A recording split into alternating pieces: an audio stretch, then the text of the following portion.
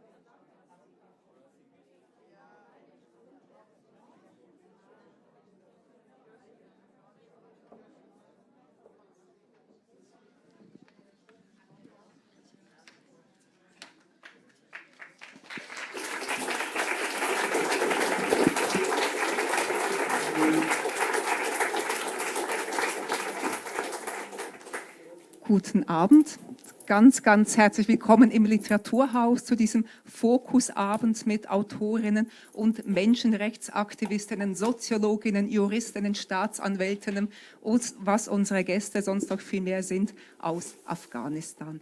And I'm happy to welcome on stage Shabnam Simia, Sabera Aitabar, Najibah Zartosht and Qudsia Shujazada. Thank you for coming here today.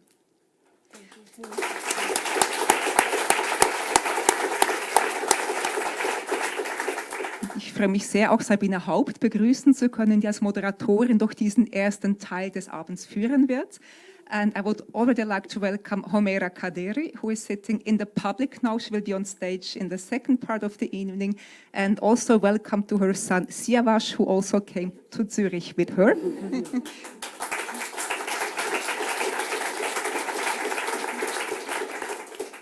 And speaking of that, I would also like to welcome little Benjamin, the son of Najibah, who is here with her husband. I think it's one of the youngest public members we ever had.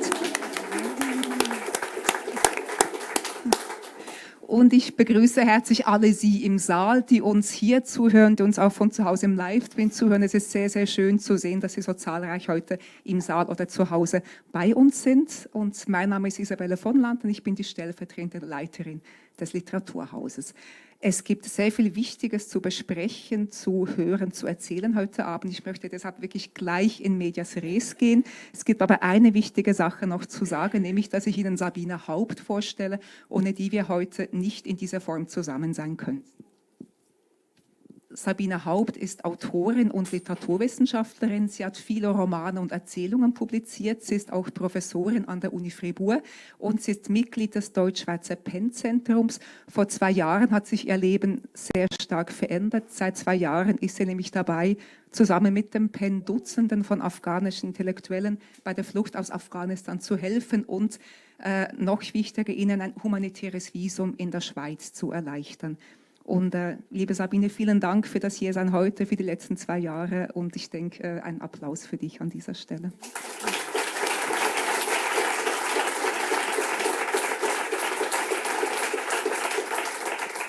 Und bevor Sabine gleich mehr erzählt und die Gäste gerne aber vorstellt, ganz kurz, was Sie heute Abend erwartet, damit Sie wissen, wie unser Timing ausschaut. Wir haben 1 Stunde Zeit jetzt für die Diskussion, in der Sie am Schluss selber auch Fragen stellen können. Nachher wird es eine kurze Pause geben, wo wir die Bühne umbauen, kurz ein bisschen lüften, circa eine Viertelstunde. Sie können dann sich die Beine vertreten, im Saal bleiben. Sie können auch den Büchertisch aufsuchen, natürlich, der hier draußen auf uns wartet.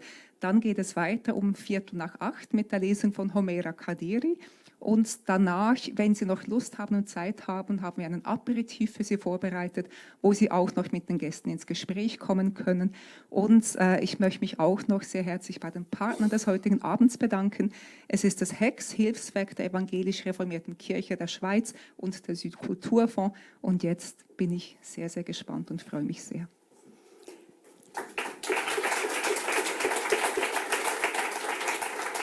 Ja, vielen Dank, Isabel. Hört man mich? Ist das gut so? Ja.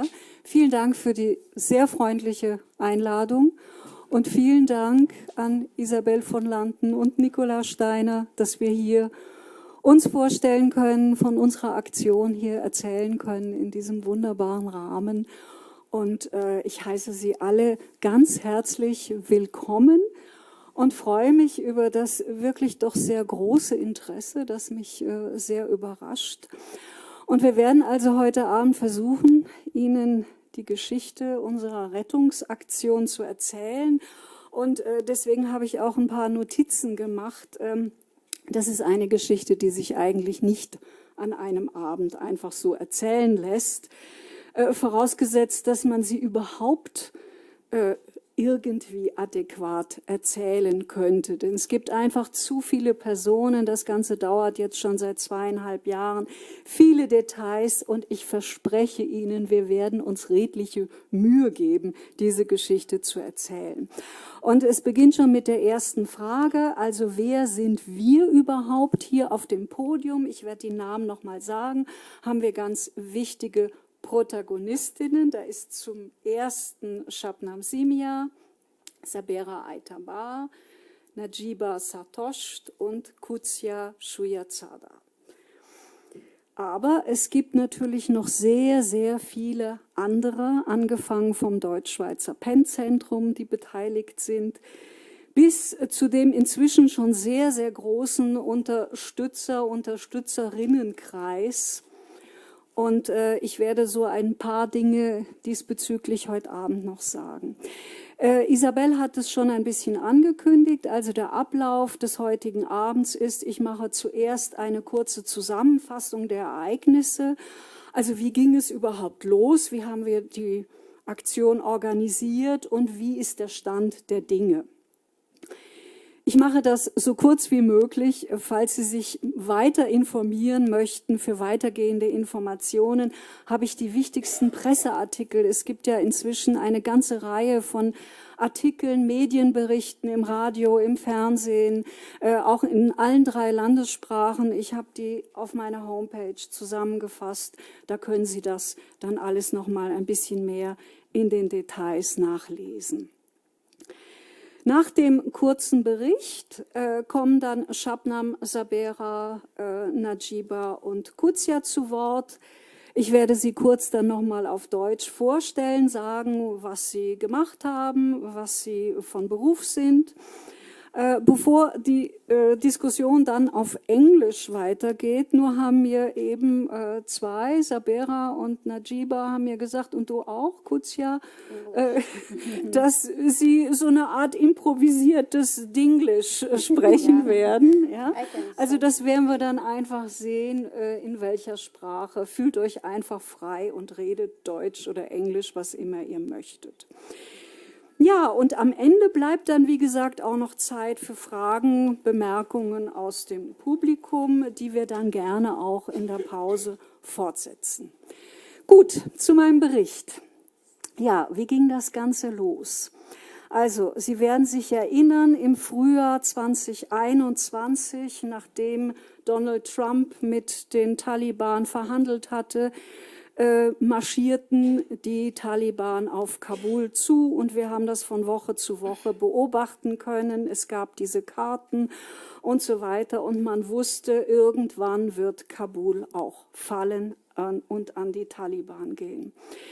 Im Deutschschweizer PEN-Zentrum erreichten uns in dieser Zeit immer mal wieder Hilferufe, die wurden auch immer mehr. Und im Mai war dabei das Mail von Atik Awand. Atik Awand ist der Ehemann von Shabnam Simia. Er ist Schriftsteller, Philosoph, Menschenrechtsaktivist und er hat heute Morgen früh eine Online-Prüfung mit der Universität Teheran. Deswegen ist er nicht hier, sonst wäre er auch da. Und Atik schrieb uns, unser Leben ist in Gefahr, bitte helft uns. Und als ich dann seinen Lebenslauf sah ich, dass er auch Unidozent ist. Und Isabel hat es erwähnt, ich bin ja Professorin in Fribourg und habe mir dann gedacht, okay, dann organisieren wir eine Einladung zu einer Vortragsreise hier in der Schweiz. Und mit Unterstützung des Deutschschweizer PEN-Zentrums haben wir da ein Gesuch für ein Schengen-Visum eingereicht. Wir sind ja wohlgemerkt noch im Frühjahr, das heißt vor dem Fall von Kabul. Gut, Anfang Juli sind dann Atik und Shabnam nach Islamabad geflogen, denn so ein Gesuch auch für ein Schengen-Visum muss auf einer Schweizer Botschaft eingereicht werden und schon damals gab es keine offizielle Vertretung mehr in Kabul. Nach wochenlanger Wartezeit erhielten die beiden dann am 10. August, ich sage das Datum extra, weil wir ja wissen, was am 15. passierte, also am 10. August erhielten die beiden eine Absage vom Schweizer Konsulat mit der Begründung, es bestünde der Verdacht, dass sie nicht wieder nach Afghanistan zurückkehren. Ja, das muss man sich mal vorstellen. Und am 12. August flogen die beiden dann zurück nach Kabul. Wie gesagt, am 15. eroberten die Taliban Kabul. Ganz Afghanistan war damit in den Händen der Taliban. Niemand hatte damit gerechnet, auch nicht die Freunde vor Ort, dass es so schnell gehen würde. Und das bedeutete, dass Atik und Shabnam nun in allerhöchster Gefahr waren. Und ab diesem Tag, also ab dem 15., 16., saß ich also dann von morgens bis abends am Computer und am Telefon, um in diesem ganzen Chaos irgendeinen Weg zu finden, um die beiden dort aus dieser Situation und dieser Lebensgefahr herauszuholen. Überraschend kam in dieser ungewöhnlichen Situation ungewöhnliche Hilfe vom SEM. Und innerhalb weniger Tage kam es nämlich zu einer Einsprache gegen den Botschaftsentscheid. Das heißt, das SEM gab Anweisung, ein Schengen-Visum zu erteilen. Ja? Und was dann folgt, ist einfach ein ganz unglaubliches Abenteuer, denn die Grenzen waren zu dieser Zeit geschlossen. Also legal nach Pakistan auszureisen war jetzt nicht mehr möglich. Das Ganze war illegal und natürlich lebensgefährlich, besonders für so exponierte Menschenrechtsaktivistinnen wie Shabnam und Atik. Die Details der Flucht und der Fluchthilfe kann ich Ihnen jetzt nicht weiter erzählen. Ich kann mich zum Teil gar nicht mehr an alles genau erinnern. Es gibt auch zu viel heikle Informationen und wir haben auch die Zeit nicht dafür. Kurz, Wir haben es geschafft. Am 8. September 2021 landeten die beiden am Flughafen in Genf. Und das war natürlich ein ganz, ganz großer Moment, als wir uns das erste Mal dann tatsächlich auch begegnet sind. Sie haben dann ein paar Tage bei mir gewohnt. Ich habe sie dann in ein Asylzentrum gebracht und sie haben dort 3 Monate verbracht. Damals ging das noch relativ schnell. Heute dauert das bis zu einem Jahr, wenn nicht sogar noch länger. Und sie leben seit Dezember 21 in einer Wohnung in Winterthur. Gut. Damit hätte jetzt diese Aktion enden können. Doch eigentlich geht sie jetzt erst richtig los. Im November wird nämlich publik, also das geht so durch die Presse, auch im Fernsehen kommt das, dass der internationale Radsportverband mit Hauptsitz in Aigle es geschafft hat, 38 Radfahrerinnen aus Afghanistan in die Schweiz zu holen. Und als ich das gehört habe am Fernsehen, habe ich mir gedacht, um Himmels Willen, wenn die das schaffen, dann müssten wir Schriftsteller das doch erst recht zustande bringen. Das heißt, das war so ein bisschen der Auslöser für meine Idee. Und bei der nun folgenden zweiten Aktion, die viel länger dauert, weil sie auch noch gar nicht abgeschlossen ist, spielen nun ganz viele Akteure eine Rolle. Ich werde versuchen, das so kurz wie möglich zu fassen. Also zuerst Atik und Shabnam, die jetzt eine Liste zusammenstellen mit hochgefährdeten Kolleginnen und Kollegen. Atik hat mir mal später erzählt, wie schwierig das war. Er hätte 100 Leute auf diese Liste nehmen können, allein aus seinem Bekanntenkreis. Der zweite Schritt war dann, dass wir vom Deutschschweizer PEN-Zentrum aus 20 bekannte Schweizer Autorinnen kontaktiert haben und sie gebeten haben, diesen Kollektivantrag vom Deutschschweizer PEN-Zentrum mit zu unterschreiben und zu unterstützen. Das waren Autoren wie Charles Lewinsky, Daniel de Roulet, Peter Stamm, Irena Brezna, Franco Supino, Rolf Lappert, Lukas Bärfuß, um nur die zu nennen, die sich besonders aktiv daran beteiligt haben. Einige haben sogar Patenschaften übernommen. Dieses von 20 Schriftstellern und Schriftstellerinnen und natürlich auch von uns, vom Deutschschweizer PEN-Zentrum unterzeichnete Gesuch haben wir dann im Februar 2022 bei der Direktion des SEM eingereicht. Die Antwort kam dann im März, zunächst enttäuschend, doch es gab da eine Telefonnummer in diesem Brief, in diesem Antwortschreiben. Und das ist dann der Beginn, könnte man sagen, des zweiten Abenteuers, das ich erlebt habe in diesem Zusammenhang, nämlich die ganzen Verhandlungen mit dem SEM, die weitgehend am Telefon stattfanden. Auch hier kann ich jetzt keine Details erzählen. Nur so viel vielleicht für einige afghanische Kollegen haben wir sofort humanitäre Visen erhalten, für andere erst, nachdem ich Einsprache eingelegt hatte beim SEM. Und für einen weiteren dritten Teil der Fälle ging es dann über Beschwerden, die jetzt in die Asylex, also die Schweizer NGO Asylex in Auftrag gegeben hatte und sich darum kümmerte, also Beschwerden vor dem Bundesverwaltungsgericht, die zum Teil jetzt entschieden sind, zum Teil aber noch nicht. Daneben habe ich Familienmitgliedern von Atik und Shabnam geholfen, nach Deutschland bzw. nach Spanien zu kommen. Aktuell gibt es auch bei der Aktion eine Zusammenarbeit mit einer deutschen NGO, um weitere afghanische Kolleginnen in das deutsche Bundesaufnahmeprogramm zu bringen.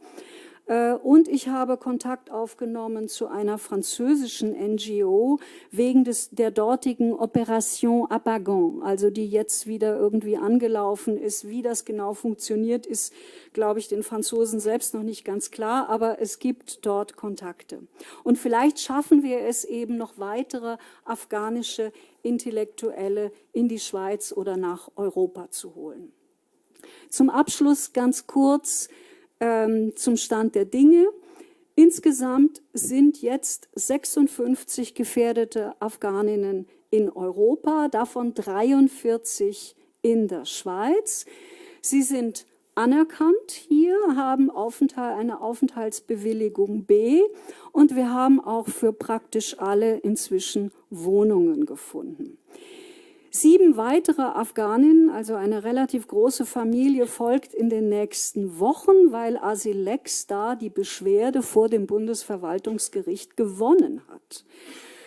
Ein Fall wurde letztinstanzlich abgewiesen, 2 Fälle gingen zurück ans SEM, also das ist schon mal ein großer Erfolg und das SEM muss jetzt nochmal über die Bücher gehen und wir hoffen sehr, dass die Beamten eine Einsicht haben und diesen Beschwerden auch stattgibt. Und 3 weitere Fälle sind noch hängig, wie gesagt, seit über einem Jahr. Und das muss man sich mal vorstellen, das sind nicht Leute, die einfach nur also ich sage das mal so, nur im Asylzentrum warten unter schwierigen Bedingungen, sondern das sind Menschen, die unter lebensgefährlichen Bedingungen entweder im Iran oder in Pakistan ausharren, bis dann das Bundesverwaltungsgericht endlich mal eine Entscheidung getroffen hat.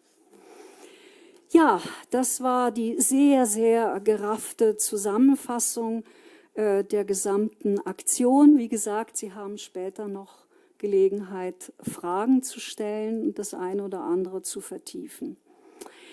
Wir haben nun 4 kurze Statements auf Englisch oder auf Denglisch von meinen 4 afghanischen Kolleginnen. Ich stelle sie Ihnen noch mal ganz kurz vor. Also, Shabnam Simia ist Juristin und Kriminologin. In Kabul war sie Staatsanwältin, Menschenrechts- und Frauenrechtsaktivistin und sie hat etliche Taliban hinter Gitter gebracht. Ja. Dann Sabera Aitabar ist Schriftstellerin, Soziologin und Universitätsdozentin. Sie hat viel im Bereich Postcolonial Studies and Women's Studies publiziert und geforscht. Und sie ist Präsidentin des Vereins afghanischer Soziologen. Neben ihr sitzt Najibah Zartosht. Sie ist Journalistin, Universitätsdozentin, Sozialwissenschaftlerin und zurzeit auch noch Chefredakteurin des im afghanischen Untergrund arbeitenden Online-Magazins Afghanistan Women's Voice. Und neben ihr sitzt Qudsia Shujazada. Sie ist Journalistin und Reporterin und eine der Organisationen des Frauenprotests gegen die Taliban, also diese Proteste, die wir zum Teil auch im Fernsehen gesehen haben, nach der Machtübernahme am 15. August. Das heißt, sie ist eine überaus mutige und engagierte Frauenrechtlerin. Okay, let's try to start in English. May I now ask you to tell us, to me, the audience, a little about the reasons why you had to flee Afghanistan and how you came to Switzerland? Yes. Shabnam, willst du anfangen? You would like to start? No, okay. Thank you very much, and hello everybody. I think most of our biography was told by Professor Sabine. Thank you very much. My name is Shabnam Simia. I was a prosecutor against the terrorist crime in Afghanistan, and also I was a membership of legislation committee of the Ministry of Women Affairs in Afghanistan, and I was before that, I worked for a Human Rights Commission in Afghanistan. I didn't have a good biography for Taliban because after Taliban come to Afghanistan, we were in danger.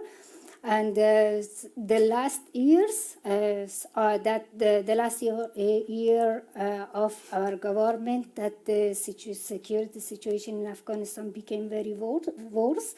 And my husband, Arvand, had the first contact with the ICORN, International City of Immigrant Network, and for applying for asylum. And ICORN connected us to Switzerland PEN, and Switzerland PEN introduced Professor Sabine as a representative of the PEN Swiss to us. We contact with Professor Sabine. At the first time we contact with Skype, and we talk with Professor Sabine, and we describe why we are in danger. And after that, Professor Sabine made an appointment in the Swiss embassy in Pakistan, and we went to the embassy in Pakistan, Swiss embassy in Pakistan. Unfortunately, at the first time, we rejected by the Swiss embassy, and we couldn't obtain the visa, and we returned to Afghanistan very fast because everything is missing, and this, Taliban catch some of provinces in Afghanistan. When we reached to Afghanistan, 11 provinces fallen in Taliban, and they catch. And we were on the way that Professor Sabine called us and told the based on our advocacy with the same office in Switzerland, we successful to catch a visa for you. You should come back to Pakistan, but we couldn't, unfortunately, come back to return to Pakistan because when we reached to Kabul, after 3 days, Kabul falling, and we stuck in Afghanistan for 10 days after Taliban. We were afraid, and always we were depressed because we think maybe Taliban recognize us and arrest us. And after 10 days, by helping some of our friends, we success to flee Afghanistan, but illegally we entered to the Pakistan. And after we reached to the Pakistan, we contact with Professor Sabine. Our passport is not illegally because the stamp of the injury, we don't have this, and this is a problem, and she's solved our problem. And after that, on 8 September 2021, we could reach to arrive to Switzerland. Yeah. Okay, thank you. Sabera. Hello, everybody. Is it voice on? Yes. Maybe just Yeah, you can.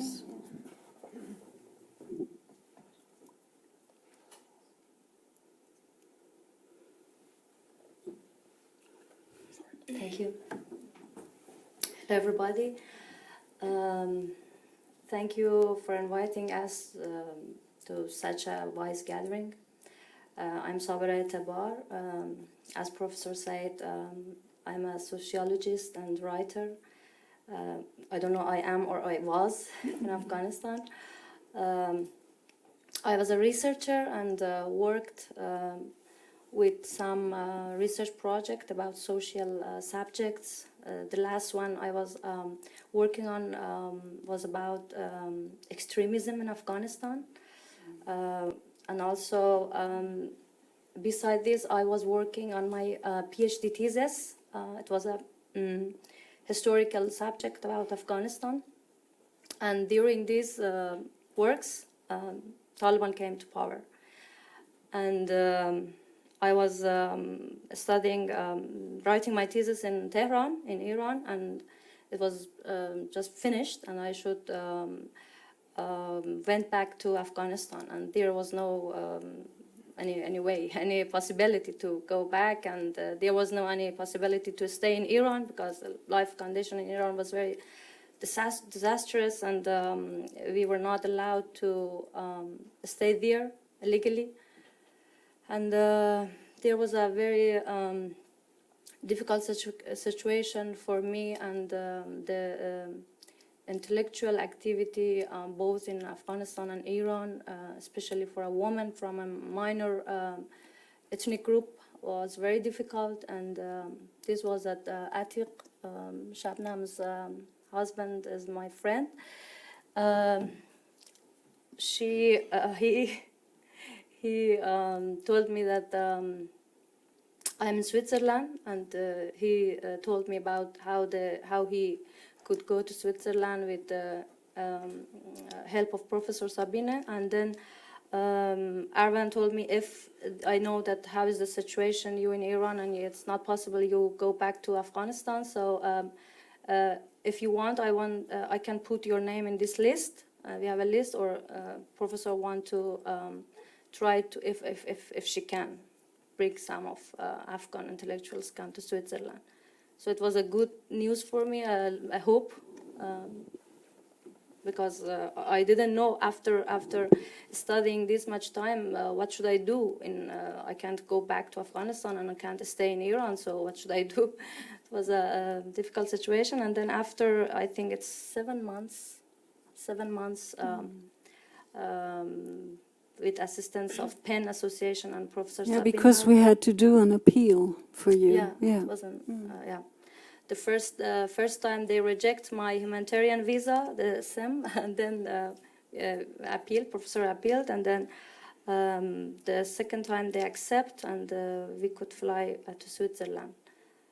And now I'm living in a refugee camp yet, but the good news is that soon we are moved to our rental accommodation. So, yeah. Okay, thank Can I you. use your mic because I prefer this one. I prefer this one. Oh, okay. Good evening, ladies and gentlemen. This is Najibah Zartosht from Afghanistan, as Professor Sabine had already introduced. I was a university lecturer teaching economics and member of a research committee at the same university where I was teaching. Beside my job at the university, I was also working with as a journalist and translator with different newspapers and magazines in Kabul.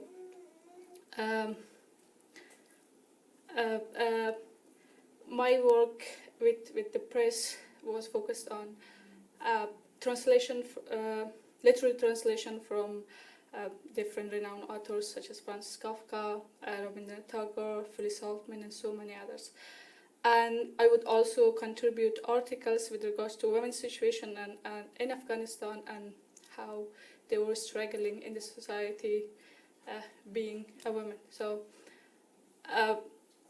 before, as I was, teaching and was very active with different medias, something unfortunate was going on with the politics of the country, and that was the Doha peace negotiation between the United States and the Taliban. And to be honest, me and so many of my friends, we young generation, we didn't think that the Taliban would come and take over completely as they did. We thought they might come to a peace negotiation and be part of our future politics, or they might come and form a coalition government with the current government, where we would have our rights, our basic rights to work, to whatever we like to do. But that didn't happen, unfortunately. And shockingly, they took power on 15 August 2021. As soon as they took power, we immediately know that Afghanistan, our beloved country, is no more a place for us. Because of our activity, we've been very outspoken against them before, especially my husband. He spent his whole life speaking against this religious fundamentalism. So his life and my life was in great danger. So we immediately fled to Pakistan. On August 15, the Taliban came, and on August 18, we were already in Pakistan. We went to Pakistan without any visa. We just crossed the border illegally. So we stayed in Pakistan for 11 months. Fortunately, our friends Atiq Arwan and Ms. Shabnam, who already had come to Switzerland with the help of Professor Sabine Haupt and her colleagues at the Swiss-German PEN-Center. He introduced us to Professor Sabine and her colleagues. So from there, they started working on our case to secure a Swiss humanitarian visa. And we are really grateful to them. That's how we, came to Switzerland. Yeah, thank you. Thank you. Oh, thank you. And Qudsia. Yeah. Hello, Suzamen. This is just yeah, it's 30. Okay. I'm Qudsia Shujazada. That's Qudsia. And I think the main thing that Professor Sabine said, but I want to say about say some things like in my heart, that I'm so glad to see an audience. Some of my friends, they are like my family in Switzerland. I'm so happy to see. And the time, because I was a journalist, I was also teacher assistant in journalism faculty. I was also a woman activist. Before of the coming of the Taliban, like before, like when the negotiation, this is so tough to me to pronounce, but I know that you catch what I want to say. And before of that, me and some of women activists from the different generation and from the different place, from the Afghanistan to like women activists, like so that they from the Afghan women, but they live in the Europe, in America, and the different country. We make a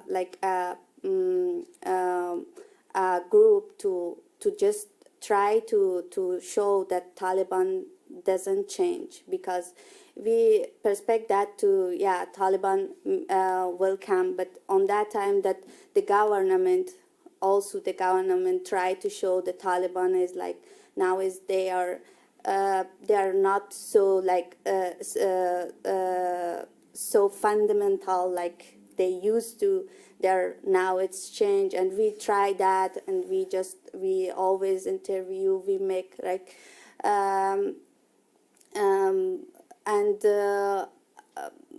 I start like I'm 26. I'm not so old, and I just finished the university, and I do that. We start as the new generation, like the generation that have like 20 years. A little bit was in the peace. We try to work in Afghanistan, and then I may that's all. Unfortunately, that's all just finished, and the country fall down to the hand of the Taliban. And before of coming the Taliban, me and a group of girls that was there. They are. Also was a woman activist and journalist. We tried to protest, and we write slangs in the building of the Kabul, the wall of Kabul, and to just say that the Taliban doesn't change. The Taliban is like their fundamentalism, and also they're terrorists actually, and we really try after that. After the coming of the Taliban, I go back to the Mazar Sharif. That Mazar Sharif was my my home. My home was in Mazar Sharif, but I work in Kabul. And on the Mazar Sharif, I start to protest on that time, on the time of Taliban. I start a protest with a group of girls against the Taliban. And unfortunately, that some of us arrested by the Taliban. I'm so sorry.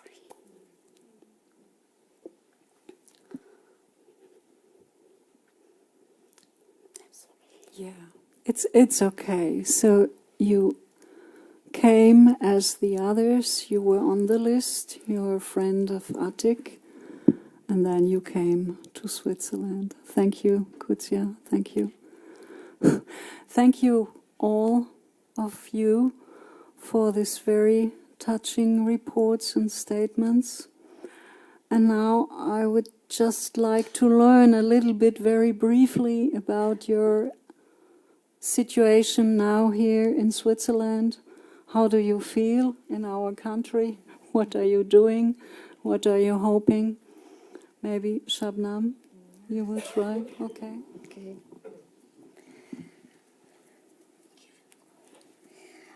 Our situation now is very good, and we are going to the language course, and I'm working with a Kapschule as a Begleiterin. I think it's a company teacher. Ja, Begleiterin. Yes. Begleiterin, yeah. We work with a teenager of Afghanistan and non-Afghan and non-Afghan teenager who come to Switzerland. We work with them to know the Swiss culture and integrate in the Swiss sooner. And my job is very interesting and it's good, and I learn a lot. And I think we should be optimistic, because we have a very, very bad and hard situation in Afghanistan, unfortunately. And now I think I learn a lot of things in a new culture, because the new all of the time the new language and new culture is is another way to improve ourselves and improve our thoughts. It's very interesting for me, and I try to work, and I can help to the other person in Afghanistan, and also I work with in Switzerland and integrate with the other cultures. It's very interesting for me, and it's good, very good. Yeah. And you're working with a hex, huh? In Yes, Winterthur. yes. Yeah. The hex mosaic is NGO, I think. Yes, it's an organization that help us. We register by the Hex Mosaic. Hex Mosaic is an organization that work to some educated person from another country that they can find a job near or to education. It's very good, and it's better for us. Yeah, Fine. Sabera. Actually, I'm living in a refugee camp, as I told, and it's about 10 months that we are living in. It was almost 1 year. Huh? Yeah, 1 year. In September, it's 1 year. Different campus. I transferred to different campus, like in Chiasso, Glaubenberg, and first Zurich, and then now Zug. We are here in a very small room. My husband and my daughter, a little daughter I have, she's 7, 8 years old, and we are living there. For me, up to now, I didn't go to the society, I think. It's because there's all refugee people from different countries and different situation, actually hard situation they have, and for me it's not a good experience, and I have no time of writing or contemplation or reading, because it's so crowded area and these things. But despite all, I tried to wrote an essay for brief magazine. I think in October it's gonna to go to issue to publish, and the main concern I have that I want to share with you is that according to my professionality and according to what I studied, sociology and all past studying and these things all was about Afghanistan and Afghanistan problems. So now it's a big question and big concern for me as a sociologist that whether or not I can work from here for Afghanistan or not. Because Afghanistan is in a very hard period of history and need very hard intellectual works. And I always like to be or to participate in this historical attempting about intellectual works in Afghanistan, but I don't know how it should be in the future. I'm not sure. So it's a how can I say? It's a difficult situation for me. I always thinking about the country, about my country, the people, the poverty, the war that exists there, and this beautiful Switzerland is a little,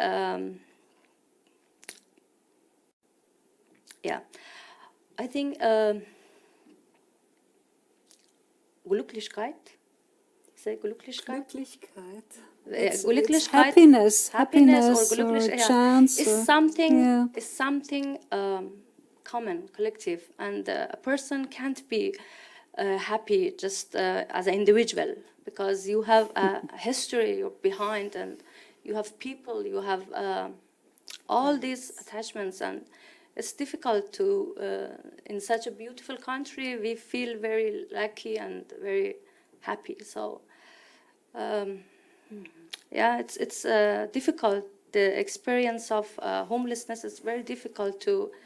It cannot come into words, I think it's an existential experience. And sometimes I feel I am wordlessness. It's a condition like a wordlessness. I think we are not belong to nowhere. We can't go back, and we can't stay as a real citizen here. So sometimes there was Warsanshire has the poet says no one leaves her children on sea unless the sea is more secure than land. So, thank you for listening. Thank you. But, I'm sorry, but despite of all, I really appreciate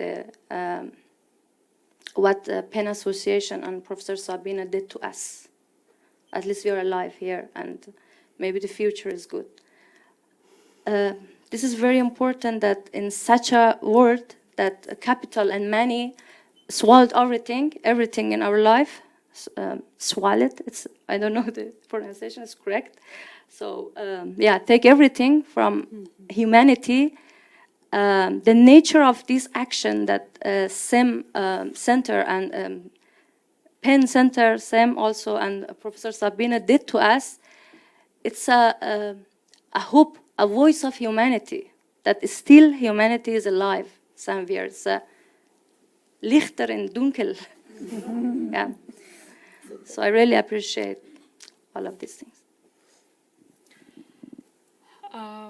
It's a very difficult question to ask about how is your situation here.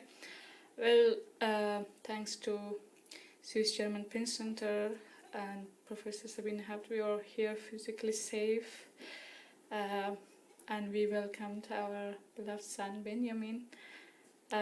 We are happy and physically safe here. My husband goes to Dutch course, but since I have a newborn, so for the moment I stopped going Dutch course. Maybe I will resume after when he's 6 months old.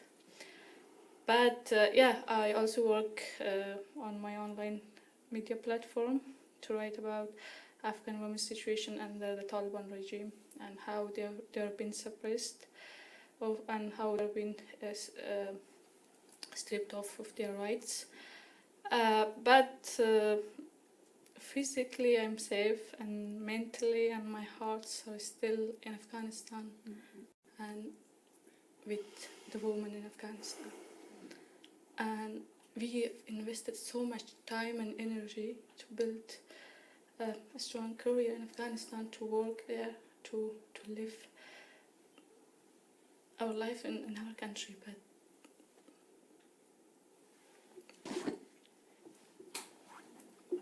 But that has gone now.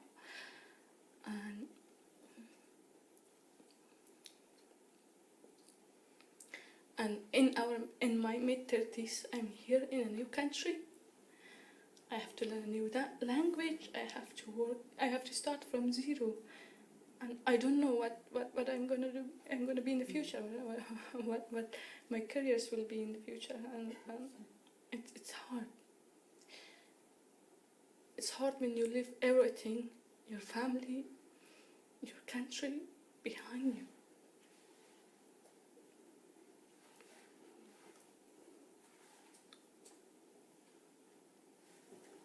Thank you, Najibah. Thank you. Thank you. Okay. Okay.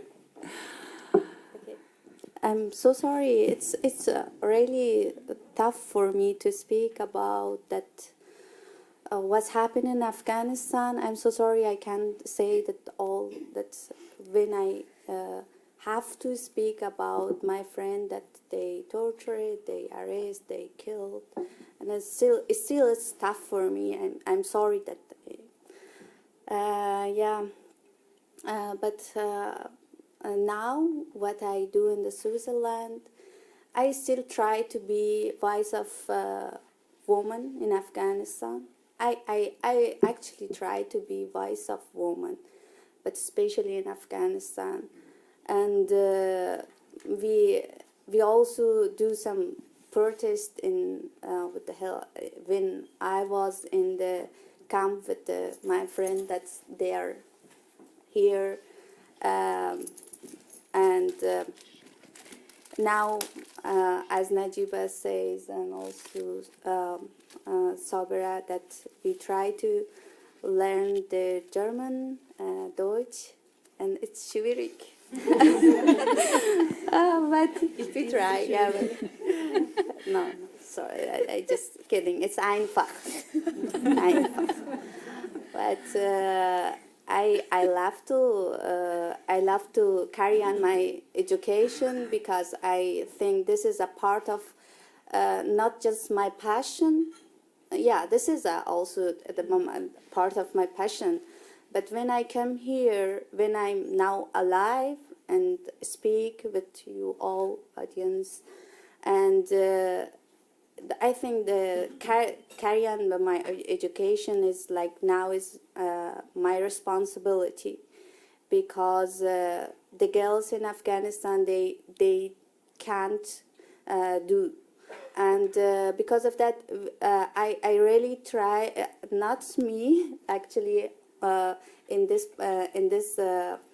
case, also Professor Sabine, and also the PEN Association, and also one of my friend, the writer, the Joel, really try, and also I can say that all of the people that try to, I go to the university, because that was tough for me, because the university in Basel they deny me because of, they said you must do like show improvement that in Afghanistan that your previous university award the PhD, and that was hard to me to make a contact with the university in Afghanistan. You know the situation now, it's the all change, and the university they all that shut down. It's because of that I know the concern when the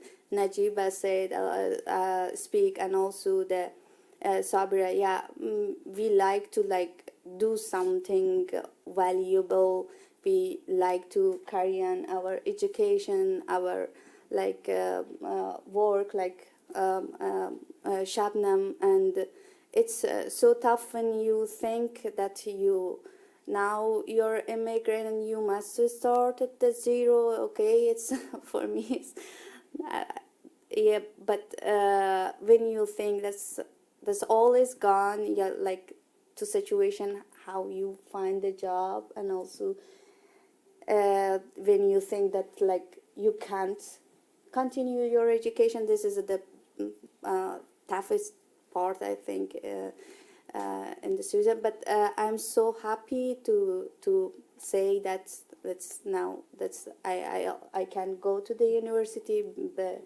By the problem help is of, solved. Yeah, yes. that is the solve. Yeah. And I'm so I have so hope to living in Switzerland, and because the good people surrounded me in here, I was so lucky person in this case.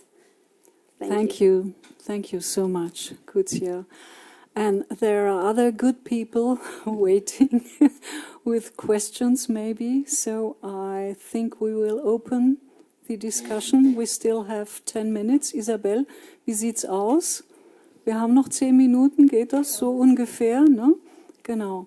Und wir werden übersetzen. You can ask questions in English oder auch auf Deutsch.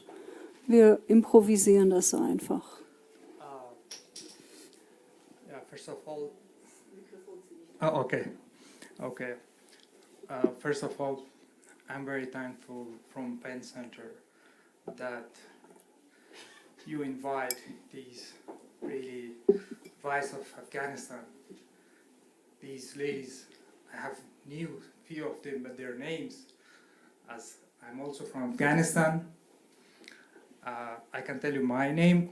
I don't know. I'm Abdul Sattar Saidi. I'm living in Baden. It's about 3 years. I'm in Swiss, but I was 2 years in Lugano. That's why I cannot really good Deutsch sprechen. Aber ich kann ein bisschen sprechen. Seit einem Jahr kann ich ein bisschen sprechen. As these ladies told about their stories, I think we have more than these stories, difficult situation in Afghanistan. I have been work for Afghan women and for Afghan teenagers in Afghanistan, and I was leading caravan associations. I was fighting against Taliban because to catch our teenagers in the village, in the rural area of Afghanistan, that they put the guns on their shoulders and they use for their own interest against the Republic of Afghanistan. I also advocate for women's rights, and I promote some projects in North Afghanistan, in Kunduz, Zones, in Badakhshan, Takhar, in Kunduz as well. And also I was in Kabul and I work for Afghan people, because we didn't have only one enemy in Afghanistan, because the regions didn't help, the regional countries didn't help, and they did not have a good relationship with Afghanistan. And I tried to work for Afghanistan. I was a member of Salmon Pressure Group that I delegate and I negotiate peace talks, and I was connected with peace talk, and I transferred information from... Tell us, how did you come to Switzerland? I can tell you shortly. Yeah, shortly, yeah, please. Shortly, Yeah. I came in 2020 in Switzerland while I had a bad situation because the Taliban targeted me. Why? I worked on strategy that they should not use our teenagers, our youths, for their self-interest, because I really know what they are gonna doing. So they targeted me. That's what I'm doing, because the Taliban did not came from the other countries because they were from Afghanistan. So currently I'm student of Master of International Management and not.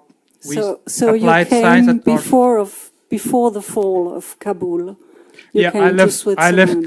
I left Kabul because Okay. my life was in danger, Yeah. because I was targeted, because I work on the strategy that was really a regional strategy against the Taliban. Okay, pardon me. There are so many people. Maybe there are other questions, and we have still only some Yeah, minutes. I have a question now from you. My question is, as Sabera Aitabar said, because there's refugees there about a year struggling in the refugee camps. As she mentioned, Kiaso. I know about the Kiaso, and I know about the Glaubenden. Glaubenberg. Yeah, Glaubenberg, and how they struggle and how they suffer from these situations. Just I hope that you can transfer this information and demand that cannot be like that. That's my question, because of this situation bring these refugees, especially Afghan refugees, in difficult situations that they cannot recover easily after these situations, like mentally, and really the stressful situation that they have during this process of their case. Yeah, it's Thank you very much. very stressful. Yeah, you're right. Yeah. Anita. Thank you. I think in addition to the question my co-person asked is really like how to describe the situation in the camps and what's your life, what's it doing to your lives, but also like I heard one, I don't remember who of you said that she is learning a lot from exchange and with a new culture. It's like, what can we do here to make you feel welcome and to kind of to contribute that you can get back into your lives as sociologists, as intellectuals, as writers, as journalists?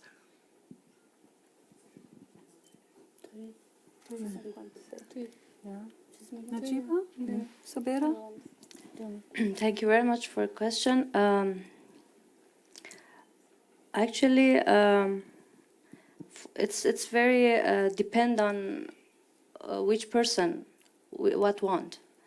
So for me personally, as a sociologist or one who or have some concerns about Afghanistan, it's very important to be in a situation that I can, beside that integration with Switzerland society, can do something for my society, at least in a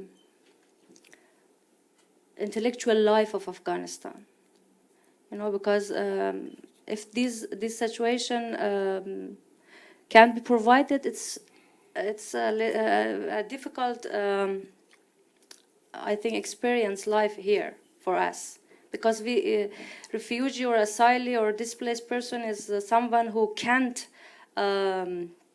cut himself completely from her homeland. It's difficult. And also, I think this is for intellectuals, for those who are educated or have some academic or intellectual concerns, it's very difficult that we can continue this beside all benefits that we want to work in Switzerland or everything. But this opportunity is very important. For example, for me, if I say something especially, I like to write some books about social, that I had some projects before in my mind. But now it's a difficult situation. I don't know, I can write these books for Afghanistan or not.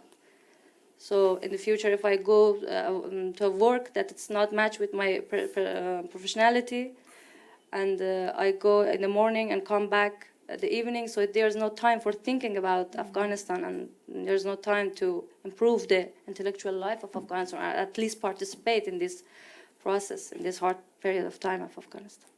Thank you. Can I add something? Yeah. There's one question.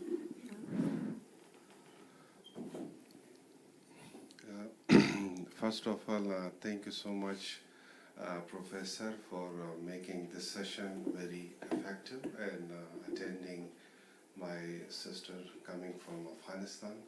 I am Dr. Mahmoud Ayub Ayubi. Professionally, I'm a medical doctor. I am also the same situation what they explained, but I'm not going on through all the story. But I'm fully agree what they mentioned. I have one question, one is request to everyone. the question is, to these brave and gentle ladies, and what will be their next steps? Currently the situation is here, and where we want to go there, and how to get there. My question is, their efforts and their struggle is not limited to be in a beautiful country like Switzerland. There is a lot of other efforts that you have to put on your shoulder to think about those women, 1.1 billion girls. They are restricted from the secondary schools, and systematically they are traumatized, and they are totally restricted and banned from the political life and public life, and they do not have access to education, to freedom of speech, to movements and justice and health services and many other things. And 77% of the civil organization who they have working on different projects for women, they are totally stopped. So such situation like in Afghanistan we have. So what you, as strong ladies who have a good background and experience and skills and connection, like as you mentioned about your story, so how can you will be effectively play a vital role in order to restore the freedom, and your voice should be not silent. I think one pen, one teacher, and one strong decision and your vision will bring change in the world. So this is my question, and sorry for requesting that I will just quickly say, I had also very worst story about the Asylum Center. This is a request that those who are coming from different background and from different area, and they are traumatized spiritually, mentally, emotionally, and whenever they reach to this beautiful country like abroad, so I think for integration purpose and for bringing them into society, for living, I think there should be a very systematic, strategic plan in order to see the context of those countries.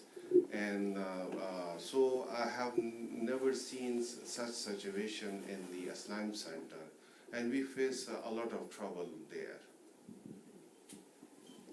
I think, Najibah, you will thank you so much talk about your activities. Huh? Your questions, as you said, I personally and my team who is working with me, we haven't forgot Afghan women and girls. That's why,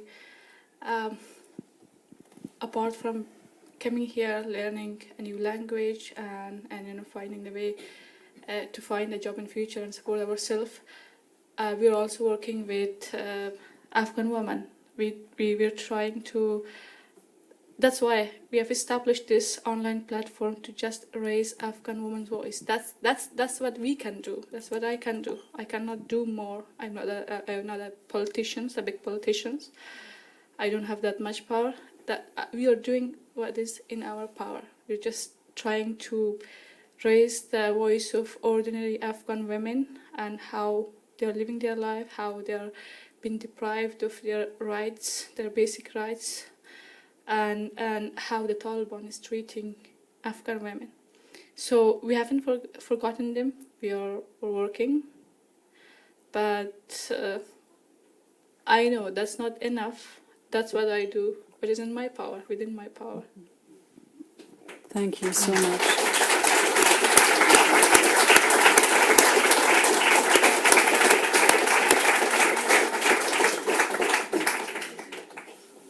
I would like to thank Shabnam, Sabera, Najibah, and Qudsia for being here, for sharing your stories with us. Also, the things that are difficult, that are maybe also not possible to find the words for saying it. And thank you. Thank you so much for inviting us here.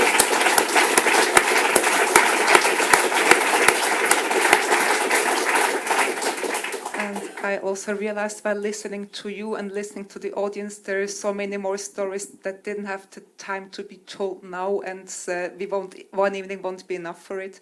But you will be around in the break and afterwards, so please feel free to talk to our guests later, to search the contact. And we will have a second part of this evening, the lecture or the reading with Homeira Kaderi. The novel is called Dich zu verlieren oder mich. There are many subjects in the book we have been talking about briefly now. She tells us about a girl that grows up under the Taliban, that decides to be a writer, that starts teaching other kids amongst great danger also, and it's also the story of an Afghan mother. So we meet back here. We need around 10 minutes to die Bühne umzubauen. There are some toilets on the second floor. There is the book table outside. We meet back here in 10 minutes. Danke, Sabine Haupt.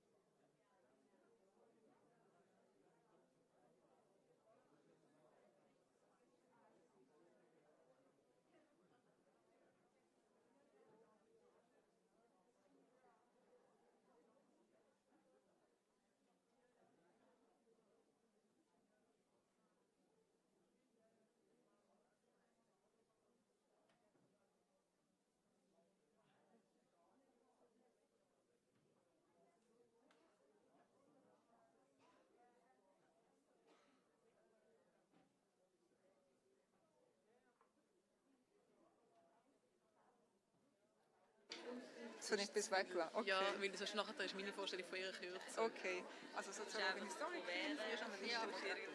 Das ist gut. Das ist ja, also das ist sehr nett, aber...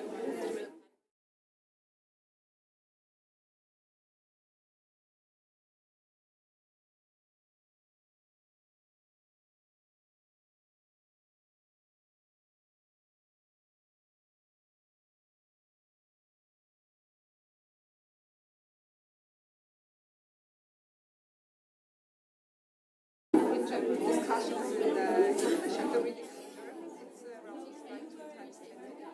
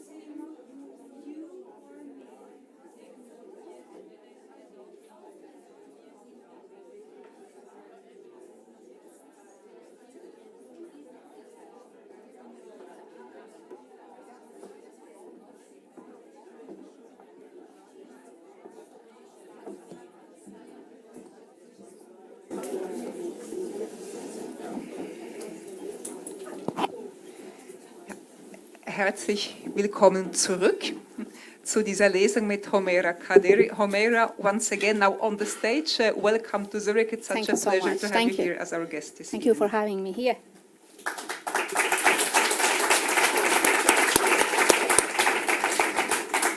And hello once again to Siavash, who is still here with us. Ich freue mich auch sehr, Christina Kapretz zu begrüßen. Sie wird den Abend moderieren und Lara Körte wird die deutsche Übersetzung passagenweise heute lesen. Dich zu verlieren oder mich, untertitelt Die Geschichte einer afghanischen Mutter, ist im Arche Verlag erschienen, geschrieben auf Persisch, Dari, dann ins Englische übersetzt und für diese Version aus dem Englischen ins Deutsche übersetzt.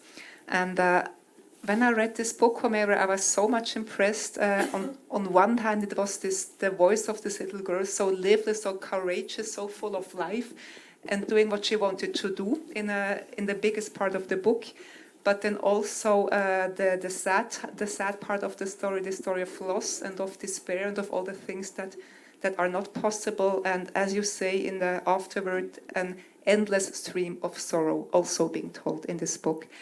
And we will learn more about you, about this little girl, about the book. And I'm just shortly introducing Christina Kapretz. Christina Kapretz ist Soziologin und Historikerin. Sie war lange Redaktorin beim Radio SRF 2 Kultur. Heute ist sie freie Journalistin und Moderatorin. Und Lara Körte ist freie Sprecherin, Schauspielerin in Film und Theater und auch oft im Literaturhaus zu Gast. Und nun freuen wir uns sehr auf diesen zweiten Teil des Abends. Yeah, hello again and a warm welcome from my side too. Can you hear me? Yeah. Okay. I'm very, very honored to present Homera Kaderi to you. Homera is a writer, an advocate for women's rights and a professor of Persian literature, currently at Yale University, New Haven, USA. Very welcome to you here and welcome to Siavash as well. You share a lot of experiences with the women who just sat here, and you were here listening to them. So may you share with us what struck you most, and also maybe what sounded most familiar to your own experience from what they told before? About the evacuation process, yes? Or about fighting for women's rights in Afghanistan, anything like that's touched you now listening to the first part of the evening? So let me to have a hi for everyone. Thank you so much to came at this maybe rainy weather. It's wonderful to see you all here after Afghanistan clubs in 2021. But I think we are a forgotten story in this world. And we see, at least we see it in the United States, but in this, my book tour trip, I have seen in the Europe, the story is different, and you came here, you listened to us, and I know you were thinking about us, and it started off a practical step for all of us.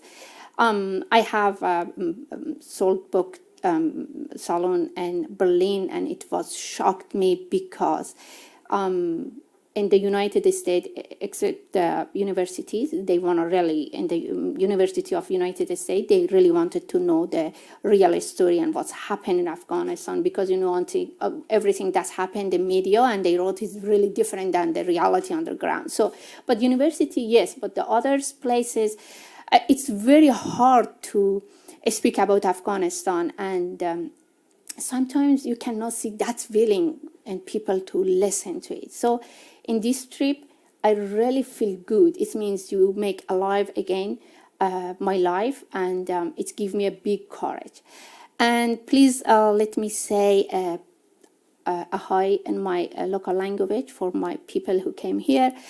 سلام، بسیار خوش آمدین. قدمایتان روی چشمات. امروز با آمدنتان دلم شاد کردین و این اتفاق برام در برلین افتاد. من فکر میکنم دیدن تک تک شما اینجا برای من شبیه درمان شدن است.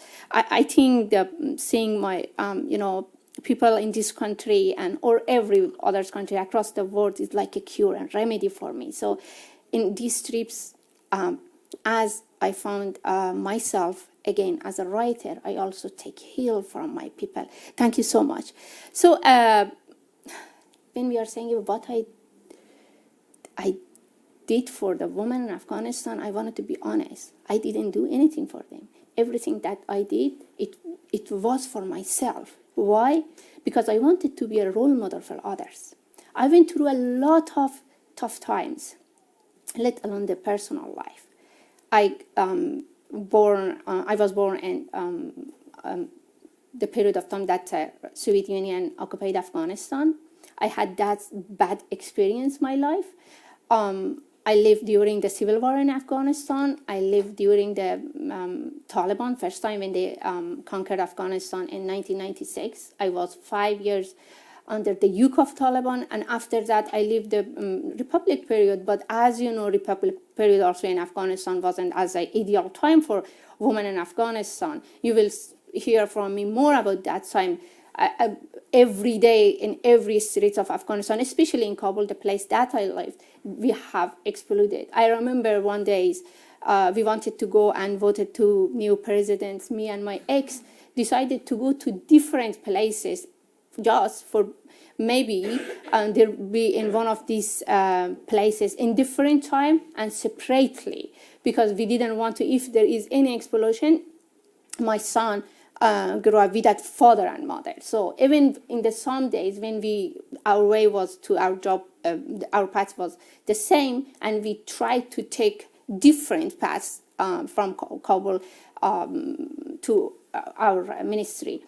So we went through a lot of, but I try to don't be as a victim in a country with the traditional culture which always suppressed women, and also I didn't want to be as a failure woman in a different role that I played as a teacher, as a mother, as a daughter to my father, and as a activist. So when we say what I did for others, I don't want to be selfish and say I did this and I did that.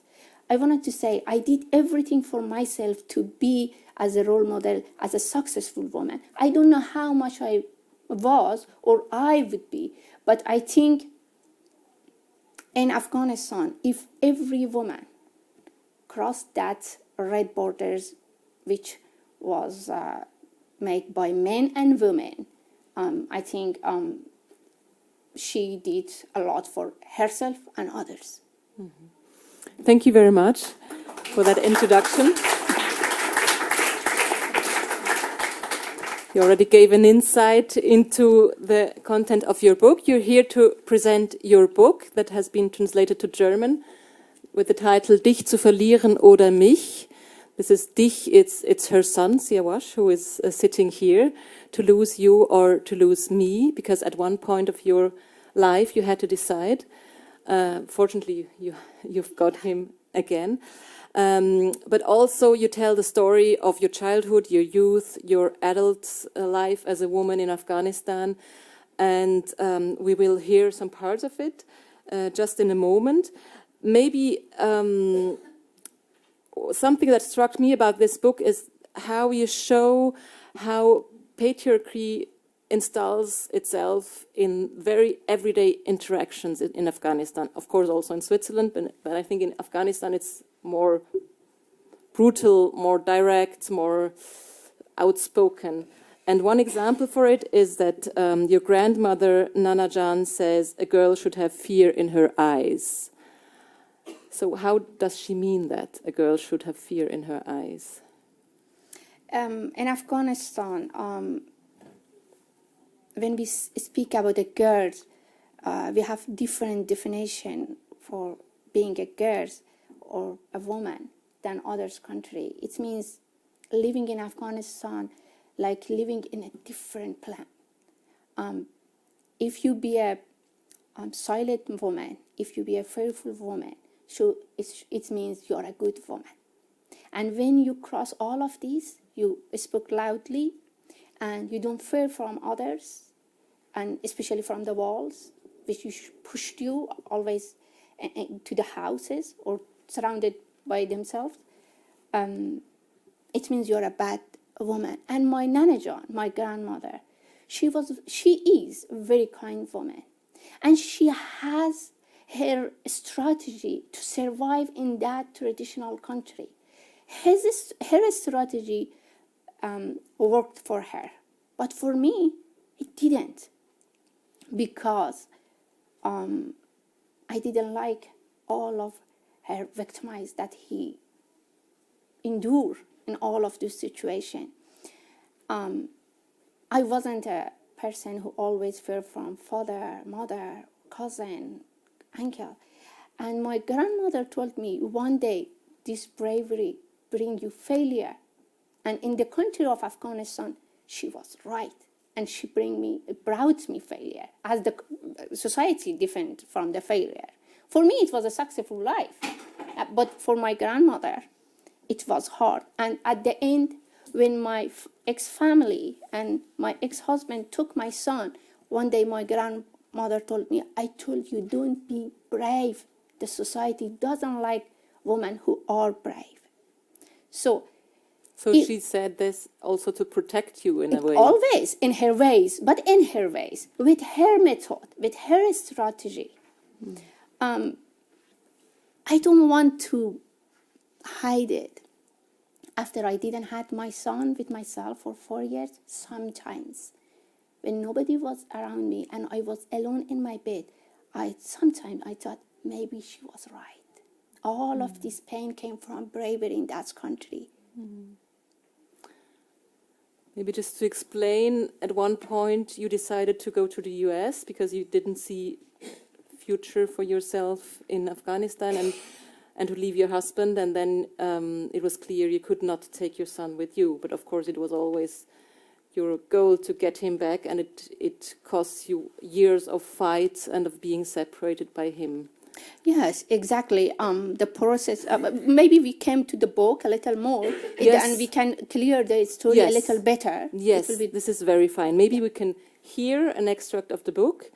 You brought some Dari, or like the original version. You will hear now an excerpt of the original version, which has not even been published, because you wrote it in your language, in Dari, but it was translated then in English and published in English and translated to German from English. So please, can we hear in your language you wanted to a little part, and then we'll hear it in German.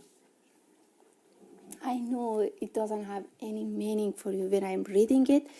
Just the only things that I can give you is the tune or maybe my feeling. پسرم سیاوش، ننه جان هیچ وقت برایم داستان‌های این چنینی تعریف نمی‌کرد. این داستان‌ها مخصوص مشتاق برادرم بود. در داستان‌های ننه جان برای من نقول چراغ جادو بود تا چشم بر هم زدنی مرا به هر جایی که می‌خواهم ببرد. نه هم ننه جان برای تحقق رویاهایم قصه عصای معجزه‌گر را می‌گفت. سهم من از داستان‌های ننه جان هیولاهای وحشی بودند، مانند قول قرقری، بابا برزنگی، مردآزما، ناشناس دخترخور. این غول‌ها هیچ وقت در خدمت آرزوهای من نبودند. من در داستان‌های ننه جان نه تنها زور 10 شیر را نداشتم، بلکه بیشتر شبیه موشی بودم که باید از دست این هیولاها در گوشه‌ای از چشم افتاده خانه پنهان می‌شدم و پنهان می‌ماندم. Thank you so much.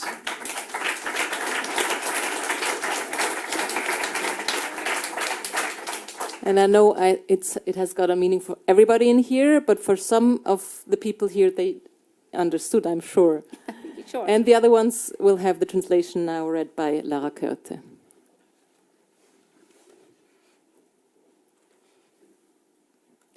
Mein lieber Siavash, das Einzige, was ich von den 14 gemeinsamen Jahren mit deinem Vater noch besitze, sind eine Handvoll Fotos von dir, die ich an die Wände und die Tür meines Zimmers hier in Kalifornien gehängt habe. Morgens öffne ich die Augen und sehe dein süßes Gesicht, und abends gilt ihm mein letzter Blick. Du bist zu alt, um noch gestillt zu werden, aber ich wache immer noch nachts zu der Zeit, zu der du Hunger hattest, auf und habe Angst, ich hätte es verpasst. Jedes deiner Fotos in meine Grausamkeit wegzuspülen. Aber ich wollte nicht an das Blut und die Leichen denken, die ich am Tag zuvor gesehen hatte. Meine Gedanken drehten sich nur um dich, wie du behaglich in meinen Armen schliefst und der Blick in dein kleines, rosiges Gesicht hatte all meine Verzweiflung über Kabul vertrieben. Es war 11:30 mittags. Hinter dem Vorhang in meinem Zimmer hustete ein Mann. Ich zog schnell eine Decke hoch, um meine Brüste zu bedecken. Ein Mann in einer blauen Uniform trat durch den Vorhang und begrüßte mich. Er hatte einen Kugelschreiber und eine Mappe bei sich, in der dicke gelbe Karten zu stecken schienen. Der Mann sah meine Mutter und mich an und fragte, haben Sie keinen Mann bei sich? Meine Mutter schwieg, aber ich antwortete, er ist nur kurz draußen, aber Sie können auch mit uns reden. Der Mann schüttelte über meine Dreistigkeit den Kopf und sagte, ich komme später wieder. Er wollte gerade gehen, als dein Vater eintrat. Der Mann stellte sich deinem Vater hinter dem Vorhang vor und sagte, er wolle für die Akten die Geburtsanzeige des Neugeborenen ausfüllen. Der Mann fragte deinen Vater, ist das das Neugeborene? Ist das Neugeborene ein Mädchen oder ein Junge? Ich hörte deinem Vater an, wie sehr er sich freute.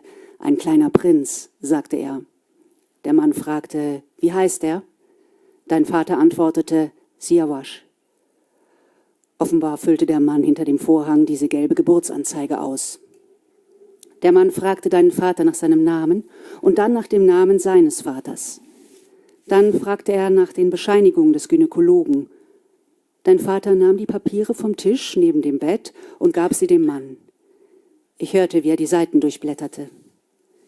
Als der Mann wenig später alle Informationen eingetragen hatte, gratulierte er deinem Vater und ging.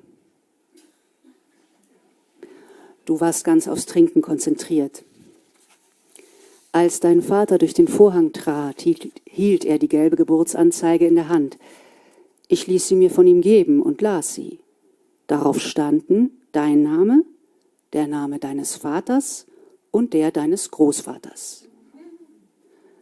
Nach meinem Namen hatte niemand gefragt. Ich war unwichtig. Ich sah dich an und hätte dich am liebsten wieder in meinen Bauch versteckt, damit du auch mir gehören würdest. Ich gab die Geburtsanzeige meiner Mutter. Als sie las, was darauf stand, seufzte sie tief. Sie war sichtlich aufgebracht, aber nicht überrascht. Sie war eine Frau und hat ihr ganzes Leben in Afghanistan verbracht. Als dein Vater später deine Geburtsurkunde brachte, war mein Name, der Name deiner Mutter, wieder nirgends verzeichnet. Nicht einmal für deinen Pass fragten sie nach meinem Namen. Deine Mutter wird auf keinem Dokument erwähnt, mein Sohn. In deinem Vaterland gilt es als Schande, wenn der Name einer Frau außerhalb des Kreises ihrer Familie erwähnt wird, und kein Kind trägt den Namen seiner Mutter. Aber keine Angst, mein lieber Junge. Für den Fall, dass du eines Tages deine lebendig begrabene Mutter suchen willst, habe ich versucht, dir Zeichen zu hinterlassen. Einen Hinweis, eine Spur. Als niemand es bemerkte, schrieb ich mit einem farbigen Stift neben deinen Namen, Name der Mutter Homeira.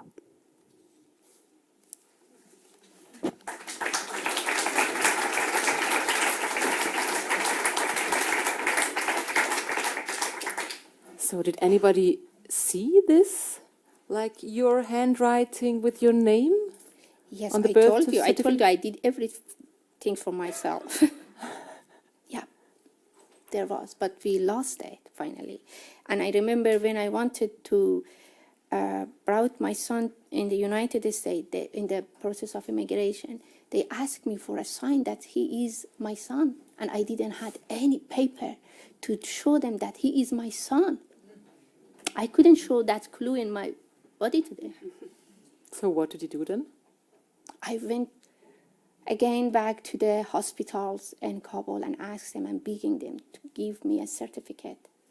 And they had my identity, but not as a mother, but not on the paper. And they gave it to me, because I begging and told them that for what I wanted. And I went to his school and asked them to give me some papers.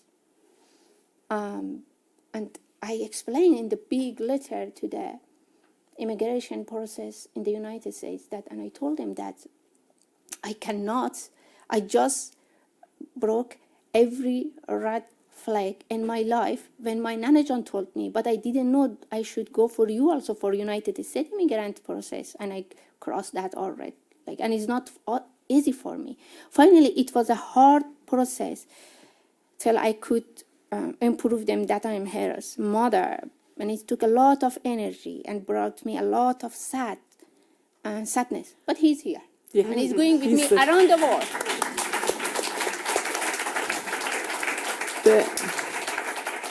The living proof of your fight. And I love this part which we just heard also, because it shows how you resisted patriarchy in this moment. And you describe this, you tell this from very small on, as a girl, you started to resist.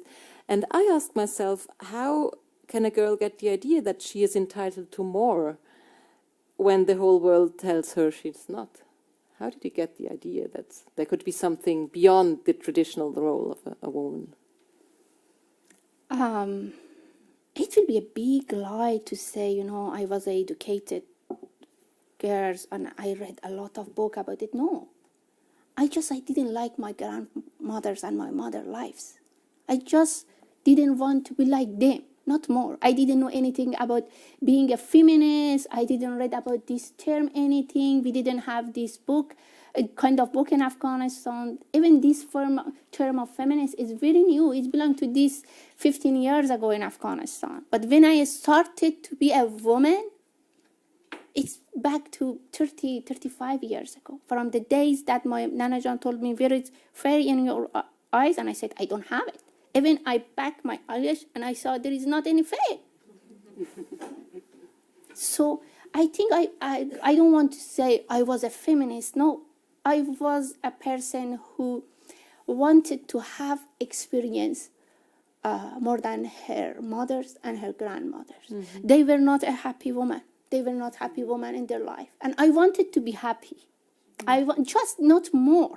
I don't want to be a teacher in university. I didn't want to be a feminist. I didn't want to be a writer. I wanted to be happy. But in their life, I couldn't see, even in the life of my neighborhood, I couldn't see any happiness. The woman always was silent. And even I have seen that my aunts used to cry under their blanket. And I saw my friend's mother get a heart attack and die on her blanket, and I didn't want to be one of the women in Afghanistan. Mm. Yep. In the book, we can read the Afghan history along your life. As a young child, you live in a war between the Mujahideen and the Soviets. It's dangerous even to leave the house, not only for girls, also for boys. Then after a few years, the Taliban take over the power, and then it gets worse, at least for the girls. Do you remember this moment when the Taliban took over? Can you tell us about that moment? Which time? I had experience of 2 times. Yeah, the first time. The first time. Because the book is about the first time. Yes. It stops before the second. Yep. One day before the Taliban conquered Afghanistan, they conquered city by city, not like this time. In this time, all of Afghanistan collapsed in 10 days. But in those days, I remember they took at the first Kandahar, Zob, the many different cities that you don't know the name. But when they seized the power in Kandahar, I never went to the Kandahar those days, and I thought, I was barely a young teenager, and I thought maybe between Herat, my city, and Kandahar is many years distance, and they never arrived to my city. But I remember one day before they conquered Afghanistan, girls in my school started to say goodbye to each other, and I was shocked, because I thought that maybe Kandahar is so far from Herat. And the next day, when my father went to buy bread, and while I was ironing my scarf for the school, my white scarf for the school, my father returned to home with empty hands and told to my mother, not me, that Taliban conquered Herat. And I never I didn't want to listen to that sentences because I knew that everything will be changed for me. And I tried to ironing my scarf and started to getting ready. I was at the grade 7 those days. And finally, my father told me, Omera, what are you doing? But believe me, I wanted to be the only girls in Afghanistan to stay behind that closed day for all of my life. It was very hard for me.